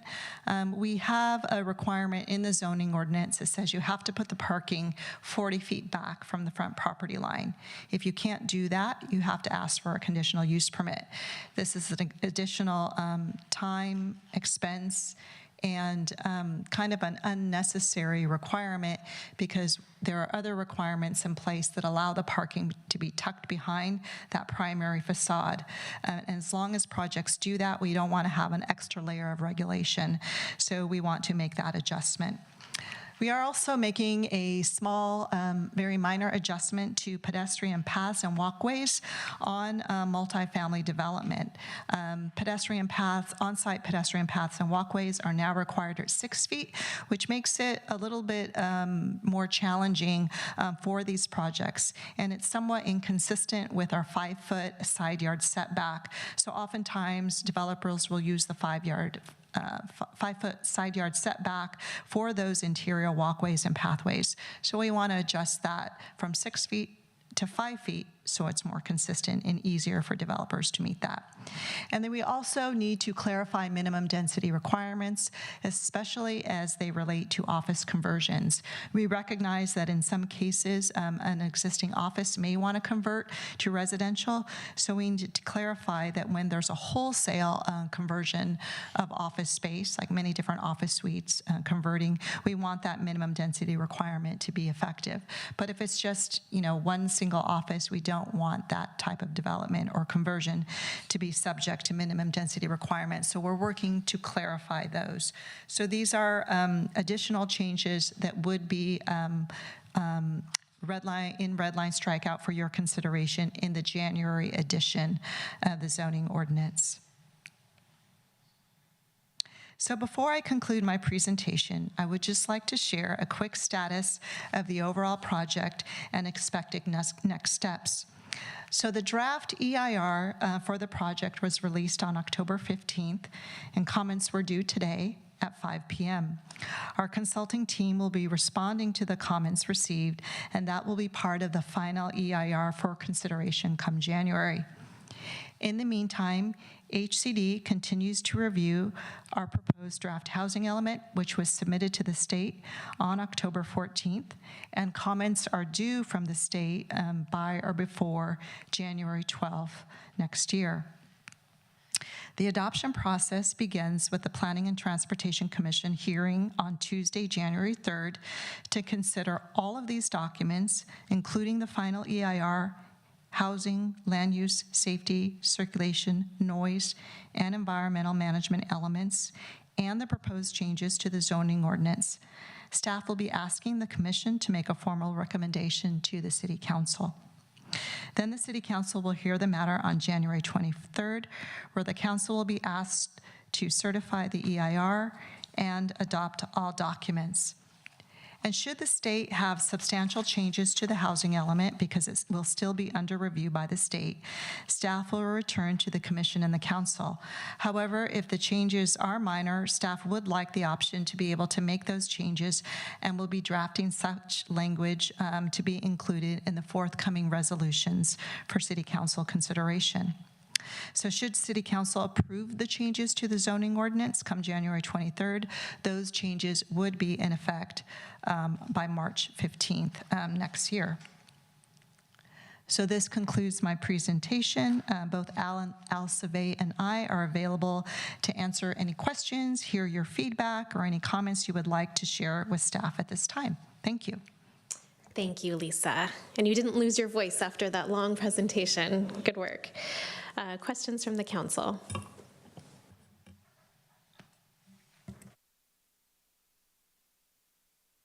Vice Mayor Brack. Thank you, Madam Mayor. Wanted to give others a chance first, but Lisa, thanks for the presentation. I know it's a lot that we're dealing with in terms of these changes. So I had a couple questions, mostly related to the last piece. And I know we touched on the housing element, but I had a couple things I thought were new I did not see before, so I wanted to ask about that. Can you pull up the map of the zoning map? And then can you just remind me where we're going with zero setback, where that section is? Because it's not everywhere, it's just in a certain sections, right? That's correct. And I think probably the best way, the table is definitely a little bit complicated to read just because of all the red line strikeout.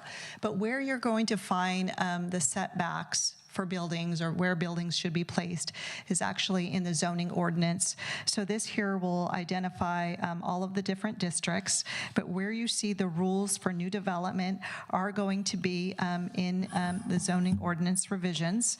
So this would be packet page, it starts, so building placement would be on packet page 837 for mixed-use districts.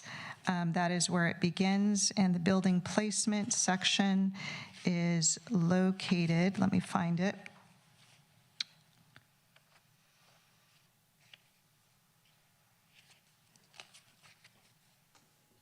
It's located on packet page 849. And this is, excuse me, no, that's not it. It's on packet page, the one right before that, 848. So that is where you'll find the building placement standards for the mixed-use zoning districts. And a lot of the standards are organized by street. So there's standards for building placement on Laurel Street, El Camino Real, San Carlos Avenue, Elm, and then all other streets. This is how the current the zoning ordinance is organized today. And so if you're looking specifically for how buildings will be placed on El Camino Real across all the zoning districts, that's shown on package page 848. Okay. Thank you. I'll go back and look at that. Can you, the one I didn't remember seeing in there was the changes to the floor area ratio and the conditional use permit. Was that something that we did as part of the housing element, or is that something new that's just coming in as part of this? I know it was a big document, I just don't remember that. Yes, these are all made in response to changes to the housing element update. So the modification to the conditional, the conditional use permit requirement for parking is not reflected in your copy.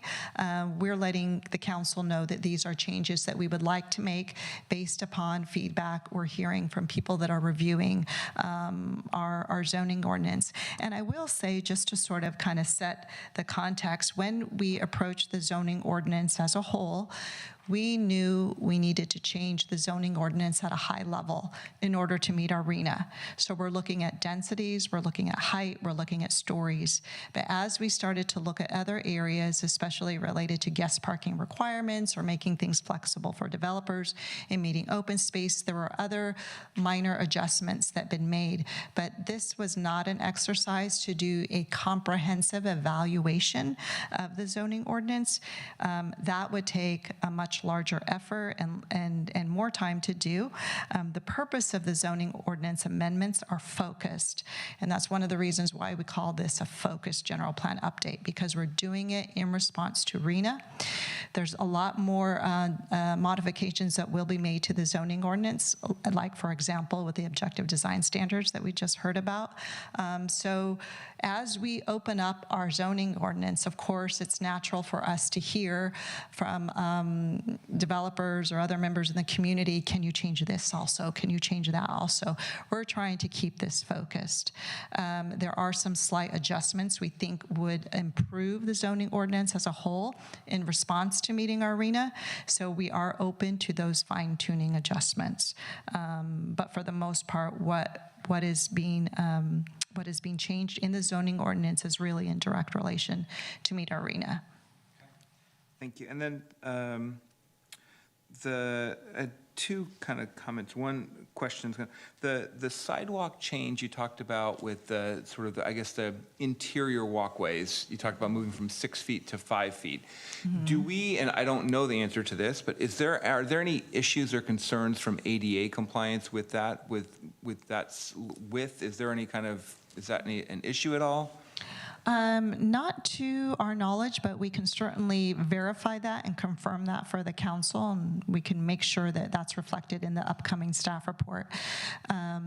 This came about through a developer working on wanting, kind of looking ahead of the changes that are coming into play, wanting to propose a new project on what would be a new RM 100 zoning district site, and trying to figure out how they're going to be able to meet the minimum or at least achieve the maximum densities. So one of the constraints that they were bumping up against was trying to provide space for 6 feet, for a 6-foot interior walkway, when already they have to do a 5-foot side yard setback. So we will take a look at that. These are things that we're still confirming along the way, so that's a great point. We'll make sure that whatever adjustment is made is consistent with ADA requirements. And the last just kind of clarification or question I had, I know with that the minimum parking standards have gone away with, I guess it's AB 2097. Mm-hmm. But if a developer does decide to put in parking, which in many cases they will, they're not going to just build no parking because there'd be demand for it. As my understanding was that we have some ability in terms of standards around that if they do put in parking. And my biggest concern is around affordable units, BMR units, that, if a developer does decide to say, okay, we're going to put 50 parking spots in, that they have some requirement within that to say, okay, well, they still have to have a certain percentage of that to be available for BMR parking for those associated with those units. So it's my understanding that was permitted, but I'd love to get clarification on that. I understand the minimum's gone, but if they do put it in, my understanding in talking to people at the state level was that that would be the case. And I just would want to make sure we either need to memorialize that somewhere, because I wouldn't want to have a situation where someone could put in 50 units and not make any available for those BMR units. That's right, and I think that would be a great suggestion for clarification within the zoning ordinance, that if a developer does choose, they need to abide by our current parking requirements, the ones that have been in place that address that. Great. So thank you. That's all I had. Thank you, Madam Mayor. Thanks, Adam. Council Member Dugan. Thank you, Madam Mayor, and thank you, Lisa. Very big lift here, lots of moving parts, and appreciate the very thorough overview here and update on all the progress you're making. First, with regard to these specific zoning amendments, I appreciate the focused nature of that, and I also appreciated your slide of summaries of other changes that you may be considering, but besides that, I think I heard the other changes, the red line, they all looked familiar to me as I worked through them over the weekend, but they do reflect what we just went through the RENA process, right? Like those zoning changes by and large are just what we reviewed a month or so ago for the RENA, is that correct? That's correct. I know we went into that a little bit in depth during the housing element study session. Got yeah, it. so they are consistent with that. Okay, good. I wanted to make sure there wasn't a new set of changes. They did look familiar to me.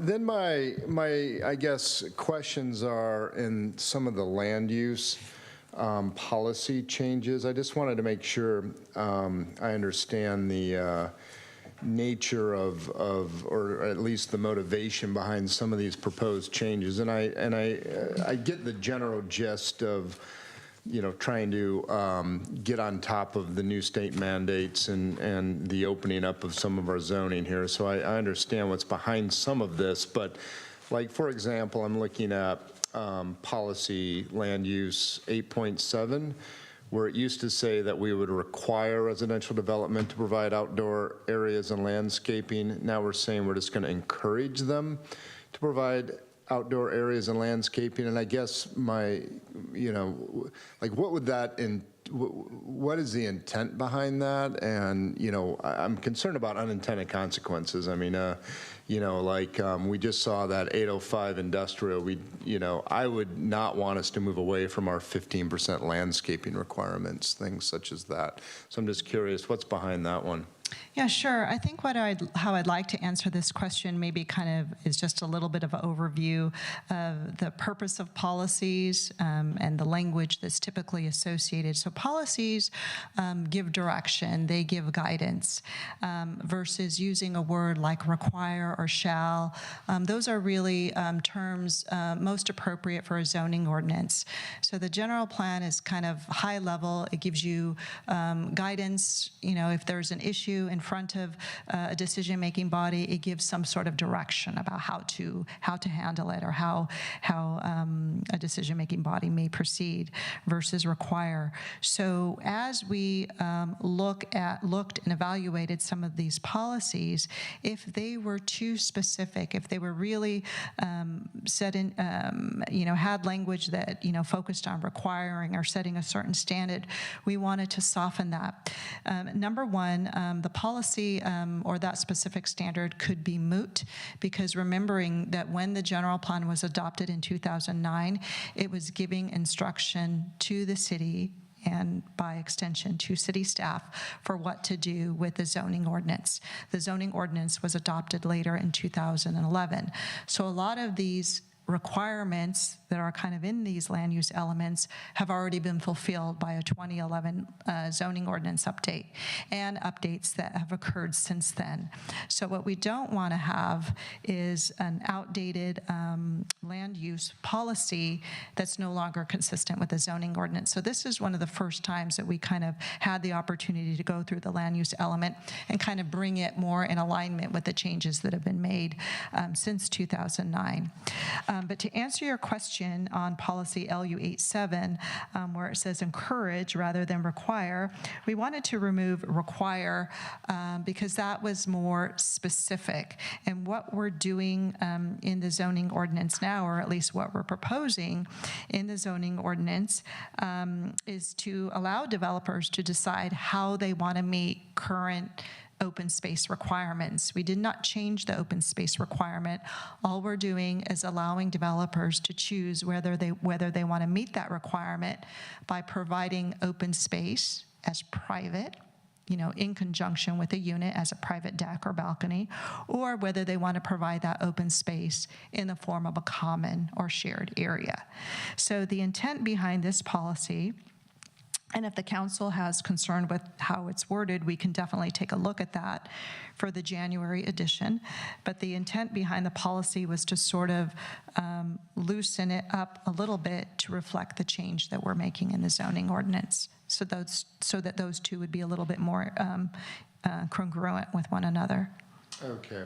Yeah, I get that this is at the policy level, not setting specific policy, but I do, just worry about unintended consequences. So like, for example, I'm looking at 910 now, where the policy in the event of a school closure, what would we do with that land? And we're, now inserting housing. Obviously we're supportive of housing, like that as a thought. But I know, for example, 30 years ago when San Carlos High School was closed, they, the school district actually wanted all that land up there to go to housing. And it was because the city had some zoning leverage over that conversation. Only half of it went to housing, and we ended up with the beautiful Highlands Park with the other half. And so I'm just curious, what is the strength of a policy? Like if we insert housing there and the school district closes a school, does that now mean they can say, well, it's our policy to allow housing, therefore they should be able to convert all of it to housing, and we're kind of out of that conversation at that point? So I'd like to just start by saying that upon further review of this particular amendment to the policy, the intent of adding in housing is not really associated with the closure of a school site. It's really to allow housing in conjunction with school district site operations, to allow them to use their property to meet, workforce housing needs. Housing would still be subject to all of the rules and standards that we have in place, including our inclusionary ordinance. So as I look at this, I don't think the modification is clearly aligned with the intent. So this is one policy that I do think needs to be changed and to really convey the intent, which is just to allow housing on school district sites, but not change the policy that's currently in place in the event of a school closure. Okay, I appreciate that. I would, personally, I would support a new policy about housing on current school sites. Mm-hmm. I think that, would be worthy of a new policy. And then the only other one, I think this one might actually need a specific tweak, which is just 914 is saying that if anything is legally non-conforming, which means it once was conforming, is no longer conforming, and they want to make significant changes, they'd have to bring it up to current code. I generally support that, but I notice the repaired is still part of that, and I don't think we want to say if you're making any repairs to a legally non-conforming structure, you'd have to bring the whole structure up to code. So again, I'm just concerned about unintended consequences at the policy level. That's a bit detailed, I realize, but that's just my general commentary. I just want to make sure we're really thinking through potential consequences of this precise wording at this high policy level can have, could have rather dramatic impacts as it rolls through. Thank you. Okay, yeah, thank you. That's all I have. Thanks, John. I appreciated your detailed comments and questions. I don't see other questions. I have some questions. We heard a lot of public comment tonight about biosafety levels, and I know that we received some emails asking if we should have a chapter in our environmental safety chapter about biosafety levels, and I'm just wondering if you or Greg would perhaps like to address those comments. I will share some information with the council, and then if Greg would like to add anything to that, I'll pass the microphone to Greg. So in the safety element, in our current safety element, we do have language that addresses hazardous materials, and there's a whole section in there. This is on packet page, let me bring out that number for you, packet page 749. So actually, it starts on packet page 748. I apologize. So actually, you'll see quite a bit of language. It starts on packet page 748. There's a whole section on hazardous materials and waste, including subsections on hazardous material sites, hazardous materials response, and then household hazardous waste. As part of the changes to the safety element, we did advance one of the action items in the East Side Innovation District Vision Plan. So we wanted to elevate that direction from a vision plan and make it policy as part of the general plan. And that's the policy is found on page 751 that requires new development proposals to be reviewed for legally required remediation. So this has to do with remediation component to a project by authorities with jurisdictional authority over groundwater, surface water contaminations, and so forth. And this reads directly the same as what's in the vision plan.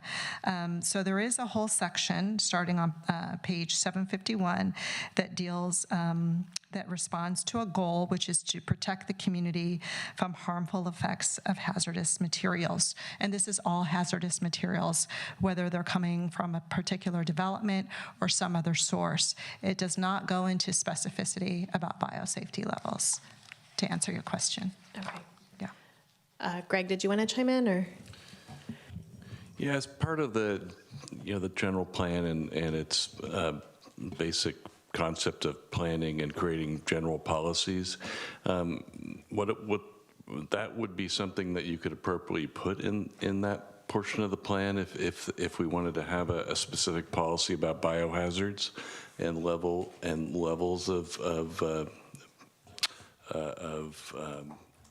businesses or manufacturing of in that field. What we'd want to do is develop language for you to be general enough so that we could turn it into a zoning ordinance as part of the zoning code.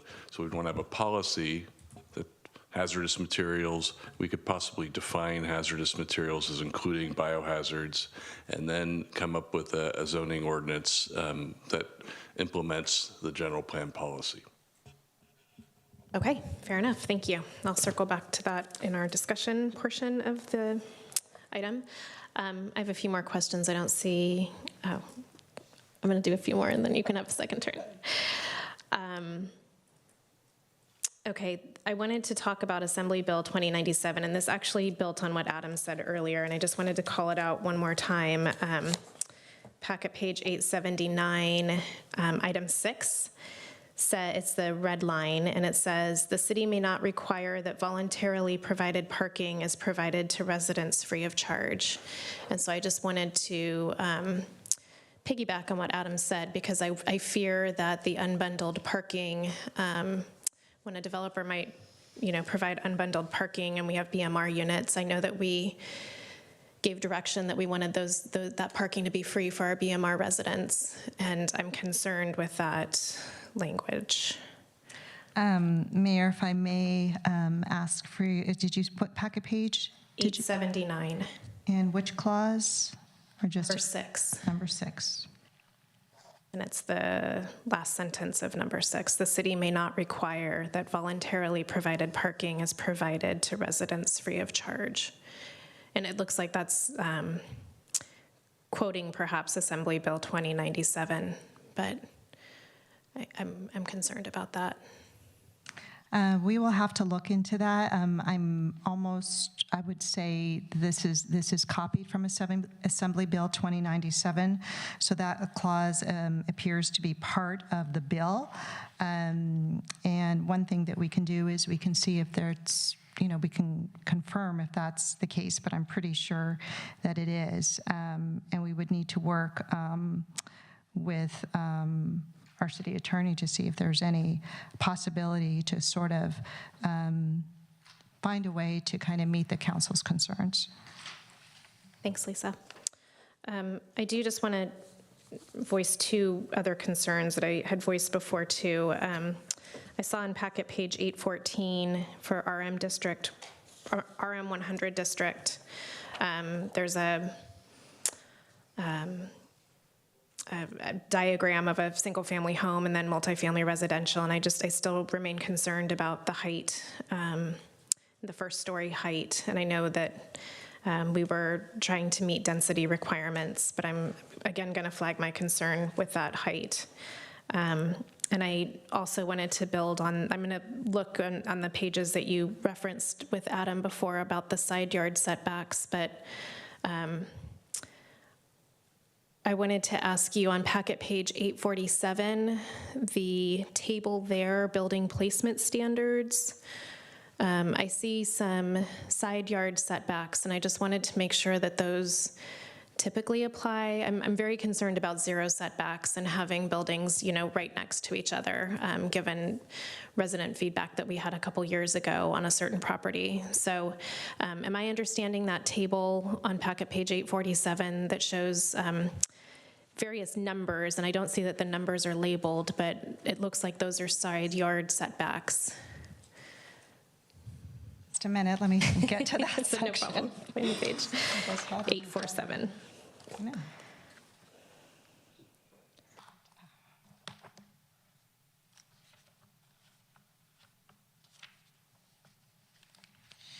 Okay, so for 847, building placement standards.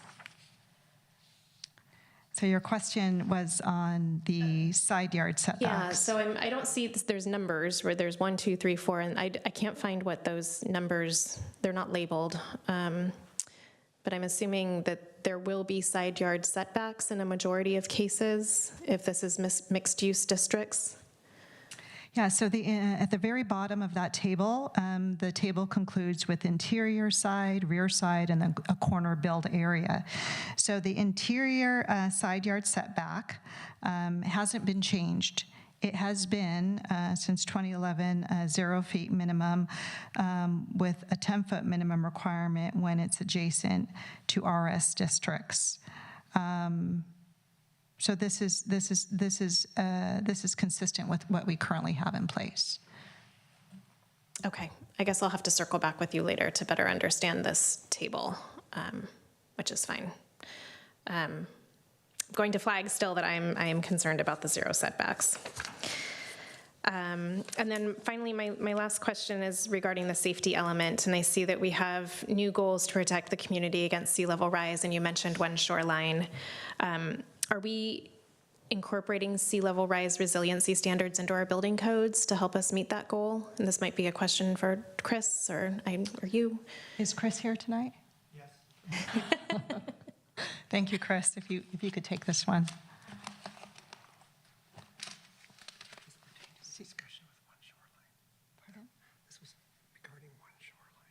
Well, no, I think the mayor's question has to do with our sea level rise standards being incorporated into the building code. Yeah. We have a flood damage prevention ordinance that addresses your concern. So new development and substantial remodels and such are subject to the finished floor level being at or above base flood elevation.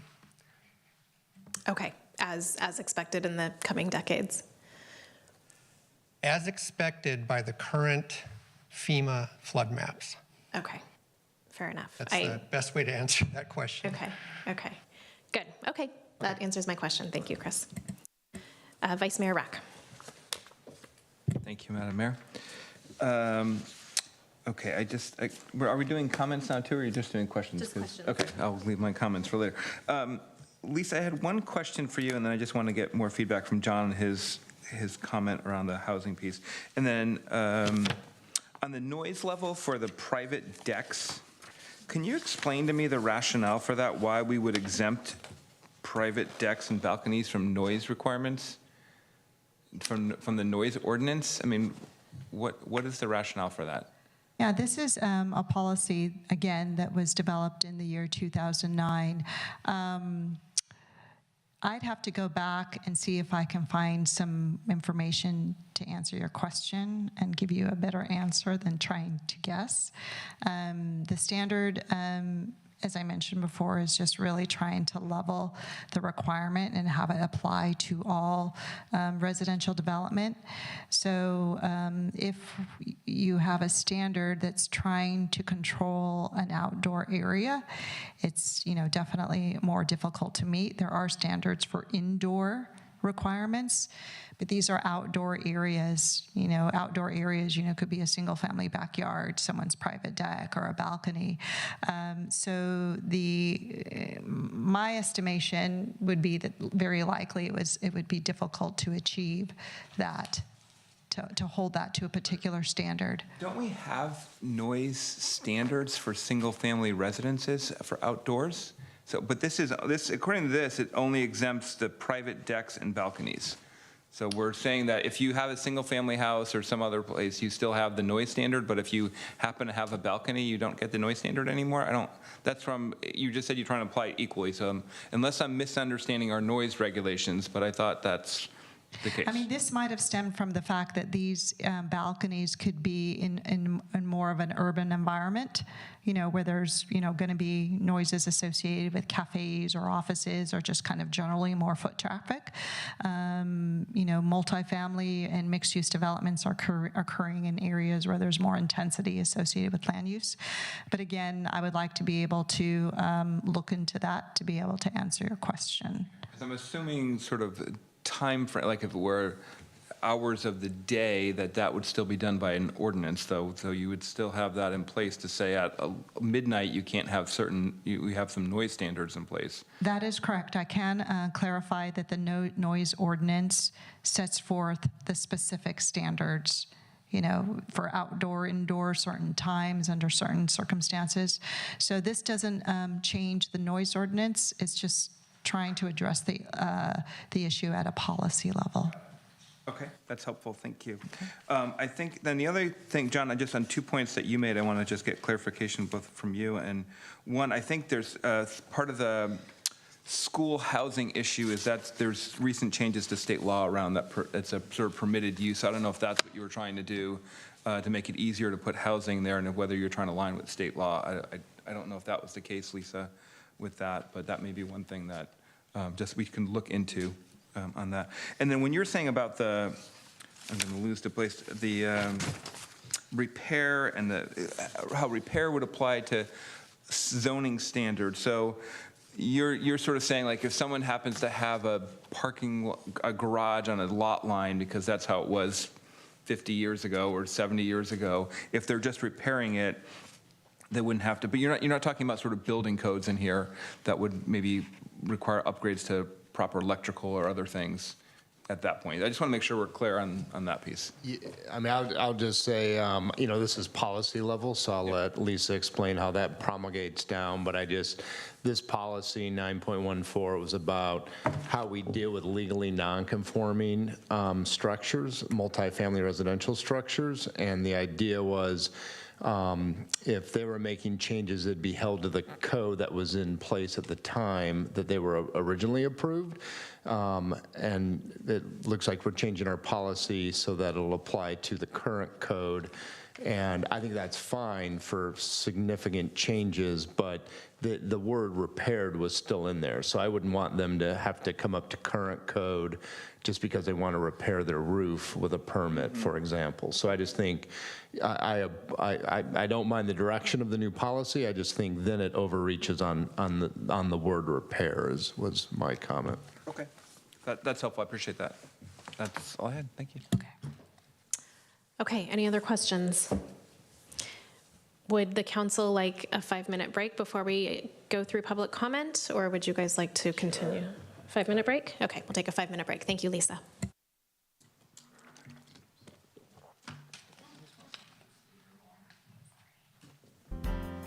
Take Zoom comments first. So if you are watching by Zoom this evening and would like to make a public comment on this agenda item, now is the time to raise your hand. Crystal, do we have anyone waiting to make a public comment? Yes, we have 3 hands up on Zoom. First up is Debbie. Thank you, City Council, for taking our comments tonight. And I appreciate the comments that you've made so far. This is Debbie Baldacci. I am a resident of San Carlos. Thank you for reading the email that I submitted before the meeting and referencing that. There's been a lot of talk tonight about how focused this general plan revisions are related to a housing element.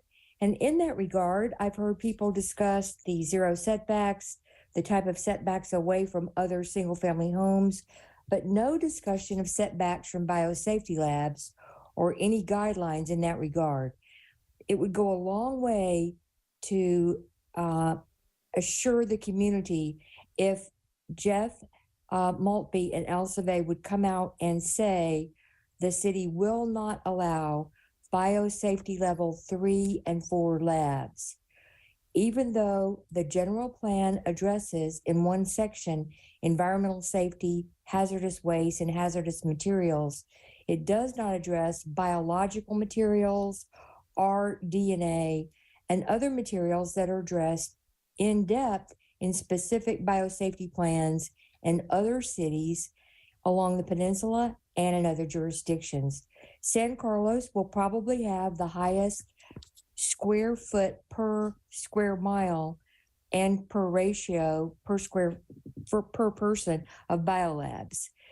The general plan says that the town is 8 square miles. However, it's 5.4 according to all the public resources. So can you clarify that? And can you please give more consideration in the future to a specific safety element regarding biosafety labs, their use, their control, and cite them at least 300 feet away from single-family residences and restaurants? Thank you. Thank you, Debbie. Do we have our next caller? Yes, up next is Paul Baggianetti. If you can go ahead and mute. There you go. Hi, ladies and gentlemen, council. Thank you for letting me speak. I have several questions regarding the environmental safety and public services section of the general plan. The first is, why are biohazards not included as a hazardous material? Other specific hazard types are discussed. How will a biohazard release be prevented? How will a biohazard release be detected? And what will be the disaster response to a biohazard release? Where will the requirements addressing biohazards be specified? And finally, as it has been discussed, what level of biohazard is so risky that it should not be permitted? Thank you for your time. Thank you, Paul. We have our next caller, Crystal. Yes, David Crabb. Yeah, you're up next. Good evening again. Well, quickly, I want to second the first 2 callers about the biohazard thing. I've already said that. But second, I'm interested in Mr. Duggan's comments, and I was concerned about it too, about the idea of allowing the developer to choose between private or common open space. I understand the thinking behind that.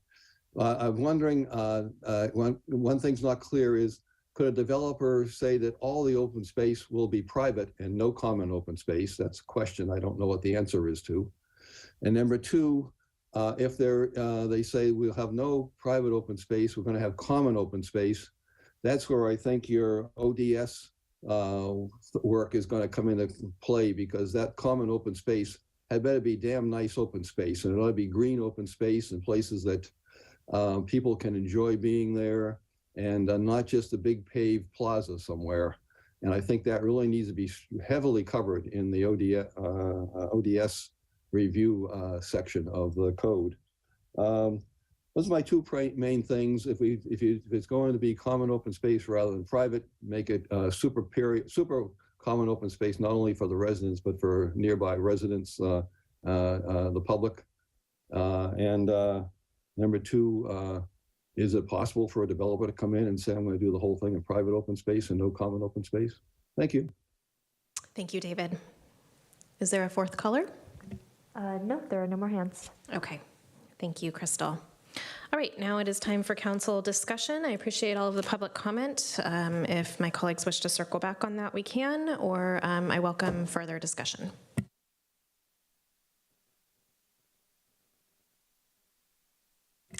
Vice Mayor Rack and then Council Member Dugan. I just want to thank staff for the work on this, and Lisa for the presentation. I appreciate that.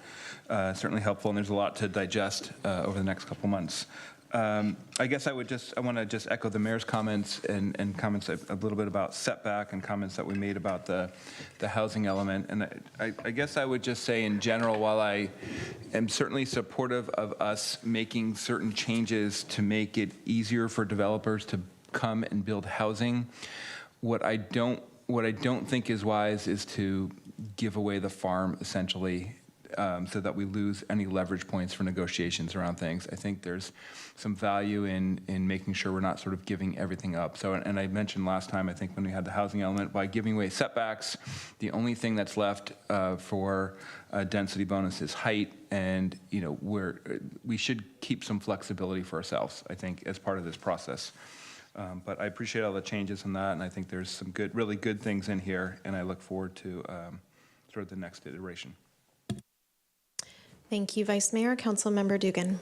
Yeah, thank you, Madam Mayor. And yeah, I'll just also thank staff for the big lift and the big effort on this. And I see a lot of good direction at the policy level. I'm supportive of, except as I mentioned, of the major changes. I will share Councilmember Rack's concern about let's not, be too accommodating in a way that we're losing ground in future negotiations.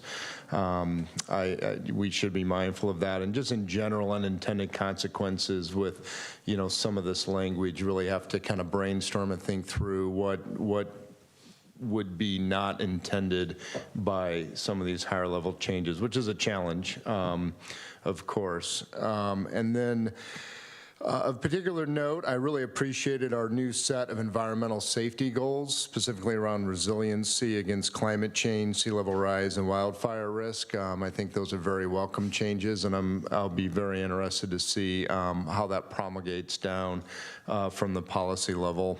And then there's been a lot of community engagement on biosafety levels. I remember asking some questions around biosafety levels back when I was, 3-4 years ago on the Planning Commission. And to this day, I haven't really been educated on these very thoroughly. I mean, I have heard, even last month, in our 405 industrial discussion, that there are only 15 biosafety level 3 labs in all of the state of California, and there are no bio-level 4 labs in California. So just based on that alone, I think I would be supportive of limiting labs to levels 1 and 2, but I think this is something we should establish at the policy level. I've heard from staff that they would be very unlikely to recommend a biosafety level 3 lab. I feel I would be very unlikely to approve it. So given the level of community concern, I would support considering an official policy around biosafety levels. Thank you. Thanks, John. Councilmember Palmer Lohan, and then Councilmember Collins. Thank you. Yeah, so I've heard staff talk to us quite a bit about biosafety levels 1 through 4, and it strikes me that the majority of demand is going to be around biosafety levels 1 and 2 anyway. Plus, those seem to be the less risk profiled ones. So I think having some express language in the document would be helpful there to make that clear, assuming we have 3 people at minimum on council.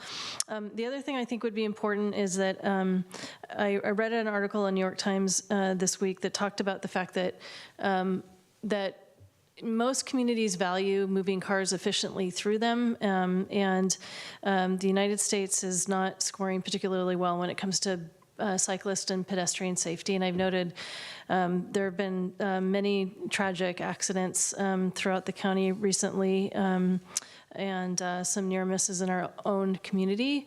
So to the extent to which we can actually have a very clear statement about the fact that we want to make sure that not only do we that we want to encourage micromobility, bike and pedestrian safety. I don't know what the exact words would be around that, but I'm hoping staff could potentially do some research. We've adopted a bike and pedestrian plan that's pretty comprehensive that I would like us to continue to underscore the importance of that as we move forward. Thank you. Thank you, Laura. Go ahead, Ron. Thank you, Madam Mayor. Yeah, I just wanted to echo John's comments about the biosafety levels. We are obviously the focus of a lot of biotech in the Bay Area. I mean, they all want to come here. So I think it's incumbent on us to have a strong statement about that, whether it's in the form of an ordinance or just policy level decisions. I think it's important to do that.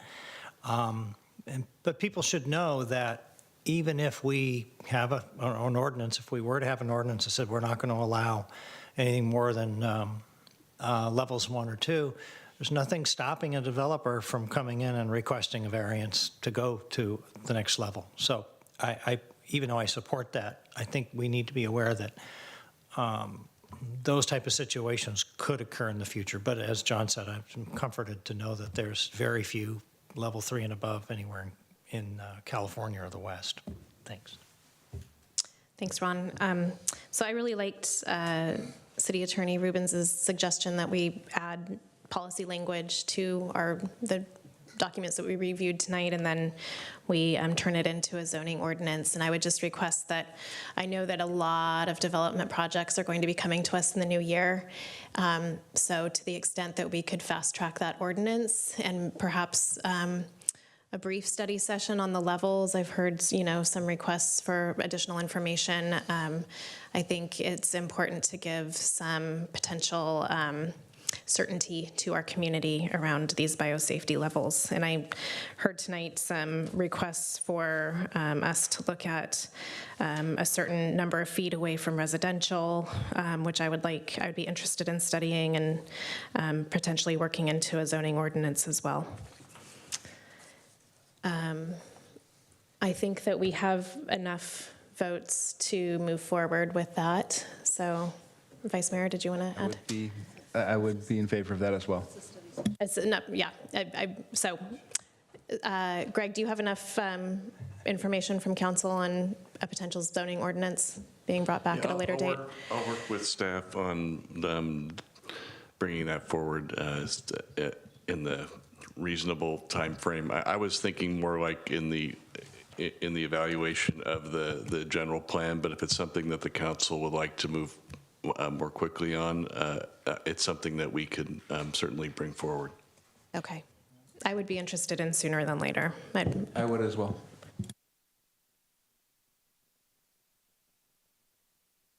Okay, Ron says yes as well. Okay, thank you. That's 3. Any further discussion on this study session item? Councilmember Palmer Lohan, I see your hand is raised. Did you have something further? Okay. Sorry, I did not move it. Okay.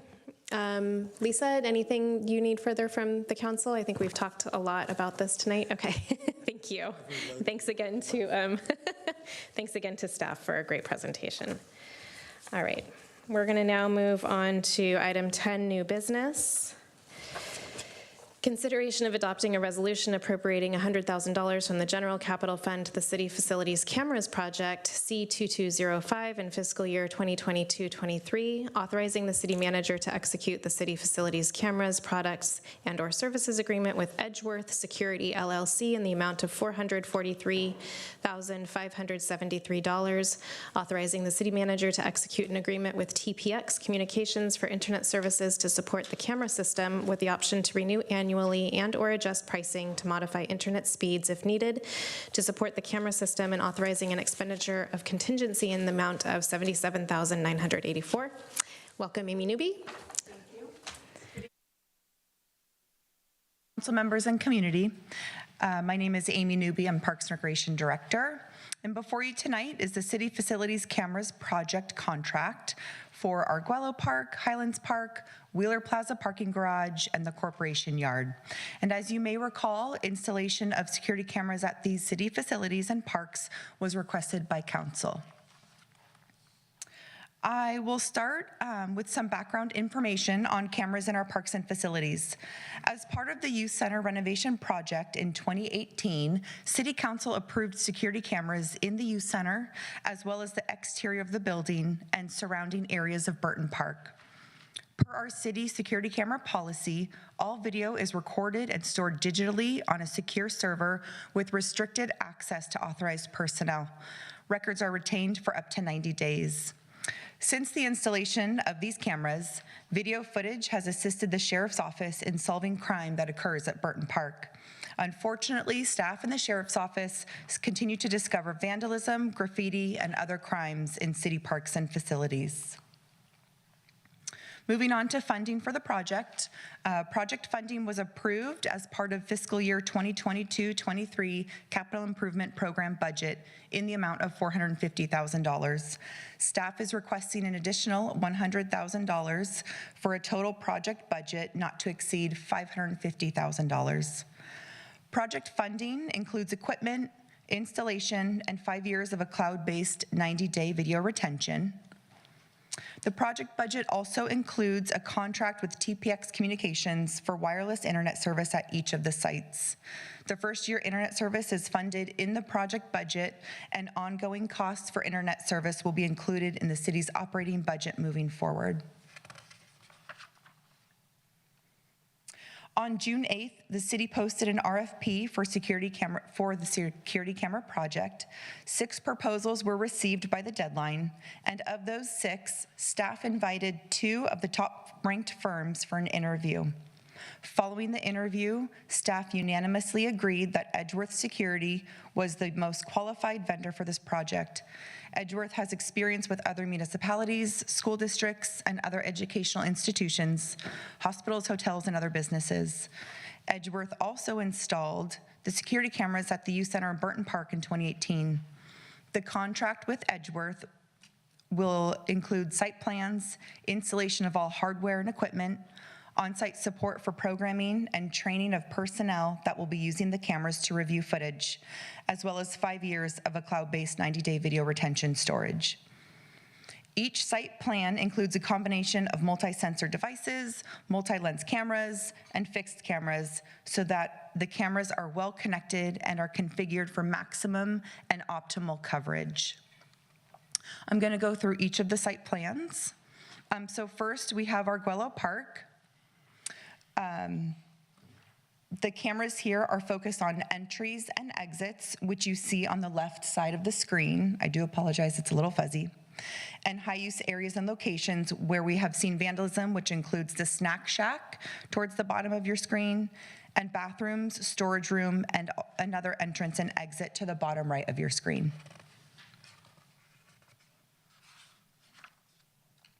Highlands Park site plan also focuses cameras on entry and exit points of the park and includes upper stadium fields, as well as the tennis courts and parking lot on the lower end of the park, which you see on the right.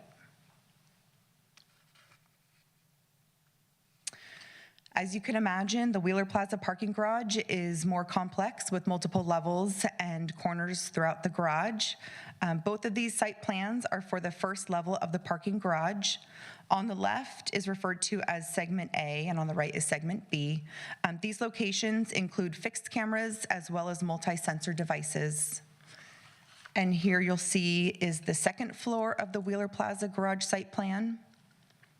The design of cameras in the parking garage was the most complex and made sure to not block any line of sight from the various angles and obstacles in the garage.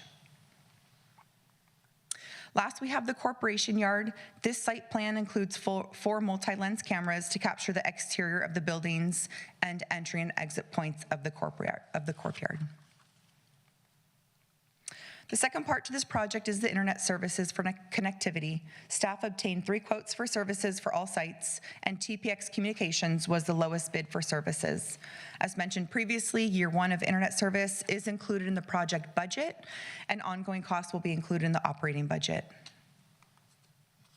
Should council award the contract tonight, the tentative project schedule will start with a project kickoff meeting in January, and the prioritization of locations would be the Arguello and Highlands Parks first, followed by Wheeler Plaza parking garage, and the final location would be the courtyard. So again, for your consideration tonight is whether to adopt a resolution appropriating $100,000 from General Capital Fund to the City Facilities Cameras Project C-2205 in fiscal year 2022-23, authorizing the city manager to execute the City Facilities Cameras Project and/or Services Agreement with Edgeworth Security LLC in the amount of $443,573, authorizing the city manager to execute an agreement with the option to renew annually and/or modify internet speeds with TPX Communications for internet services to support the camera system, and authorizing an expenditure of contingency in the amount of $77,984. And with that, I'm happy to answer any questions. Thanks, Amy. Any questions from the council? I have a quick question. So I know that the sports teams have suffered some theft and vandalism with stuff stored in our parks. Have they been advised of the new cameras and kind of the plans? Yes, they have been informed that this was in our budget. They are happy that it's being presented to council for consideration because they have had numerous acts of vandalism to their sports equipment at least one of our parks. And the timeline for getting these installed? We have 3 gentlemen here with us tonight. We were just talking that as soon as the contract is executed, we're all on board to get this started as soon as possible. Thank you. Councilmember Collins. Thank you, Madam Mayor. Thank you, Amy. Great presentation. So it looks like we already have a budget of about $450,000, correct? All right. And so the extra money, the ongoing cost will just include that in future budgets, I assume. Correct, yeah. Then just a couple others. I was curious about the rationale of the prioritizing, which projects get done first. Are those security related, or are they risk related? In other words, are we doing Arguello and Highlands first because they seem to be more vulnerable and then so forth? Yes, and this project staff has been working on for a few months in getting this all put together. We were seeing ongoing vandalism at Arguello, which raised that priority level. With that said, that still could be open for discussion for staff. If council has direction on what prioritization they would like, we can arrange that. Okay, and then I assume that you've had an opportunity to talk to the chief about this, and correct. She thinks this is a pretty smart thing to do. She does, yes, yeah. She made a few points. Sorry, let me just grab my notes. She said it's a valuable tool for the sheriff's office for investigations and deterrent for those that may enter our parks to commit a crime. And she can recall a few different cases that the cameras at Burton Park have helped them solve a crime. Well, along those lines, do they also capture license plates like our ALPRs do? We do have a few identified locations for the LPR cameras. Okay, Yeah, I understand that you don't like to tell us where those are, so, but I like the way you put it, so. I can get that information, yeah, for you. No, it's quite all right. All right, well, thank you. Any further questions? Okay, seeing none, we'll go ahead and take public comment. Thank you, Amy. Crystal, do we have anyone waiting on Zoom to make a public comment on this item? I do not see any hands in Zoom and have not received any requests in person. Okay, thank you. Any further discussion from the council? Seeing none, I will entertain a motion. Madam Mayor, I move to adopt Resolution 2022-118, a resolution of the City Council of the City of San Carlos appropriating $100,000 from the General Capital Fund to the city's facilities camera project C2205 in fiscal year 22 to 23, authorizing city manager to execute the city facilities cameras products and/or services agreement with Edgeworth Security LLC in the amount of $443,573. Authorizing the city manager to execute an agreement with TPX Communications for internet services to support the camera system with an option to renew annually and/or adjust pricing to modify internet speeds if needed to support the camera system, and authorizing an expenditure of contingency in the amount of $77,984. Second. Thank you. Any further discussion? Seeing none, Crystal, could you please call the roll? Councilmember Dugan? Yes. Councilmember Collins? Yes. Councilmember Palmer Lohan? Yes. Vice Mayor Rack? Yes. And Mayor McDowell? Yes. Okay, that brings us, thanks Amy, to item 11, agenda setting. Do any of my colleagues have an item to bring up for agenda setting? Okay, going once, going twice. Okay, seeing none. I'm going to take a moment here because this is my last full meeting as mayor. And so I get to adjourn tonight. This is my last adjournment. And some of you know that my dad passed away unexpectedly 6 days ago.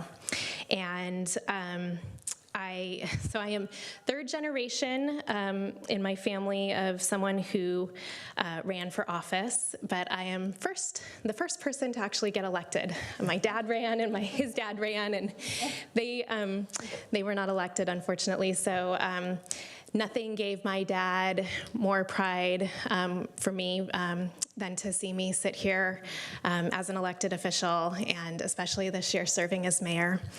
And he certainly taught me the importance of giving back to my community and the importance of public service. And I don't think I would be here without him pushing me along every step of the way. So tonight, I'm going to adjourn the meeting in memory of my dad. I almost got through it, Amy. In memory of my dad, Don Blake, attorney, Marine, beloved father, and grandfather. So thank you all. This meeting is adjourned.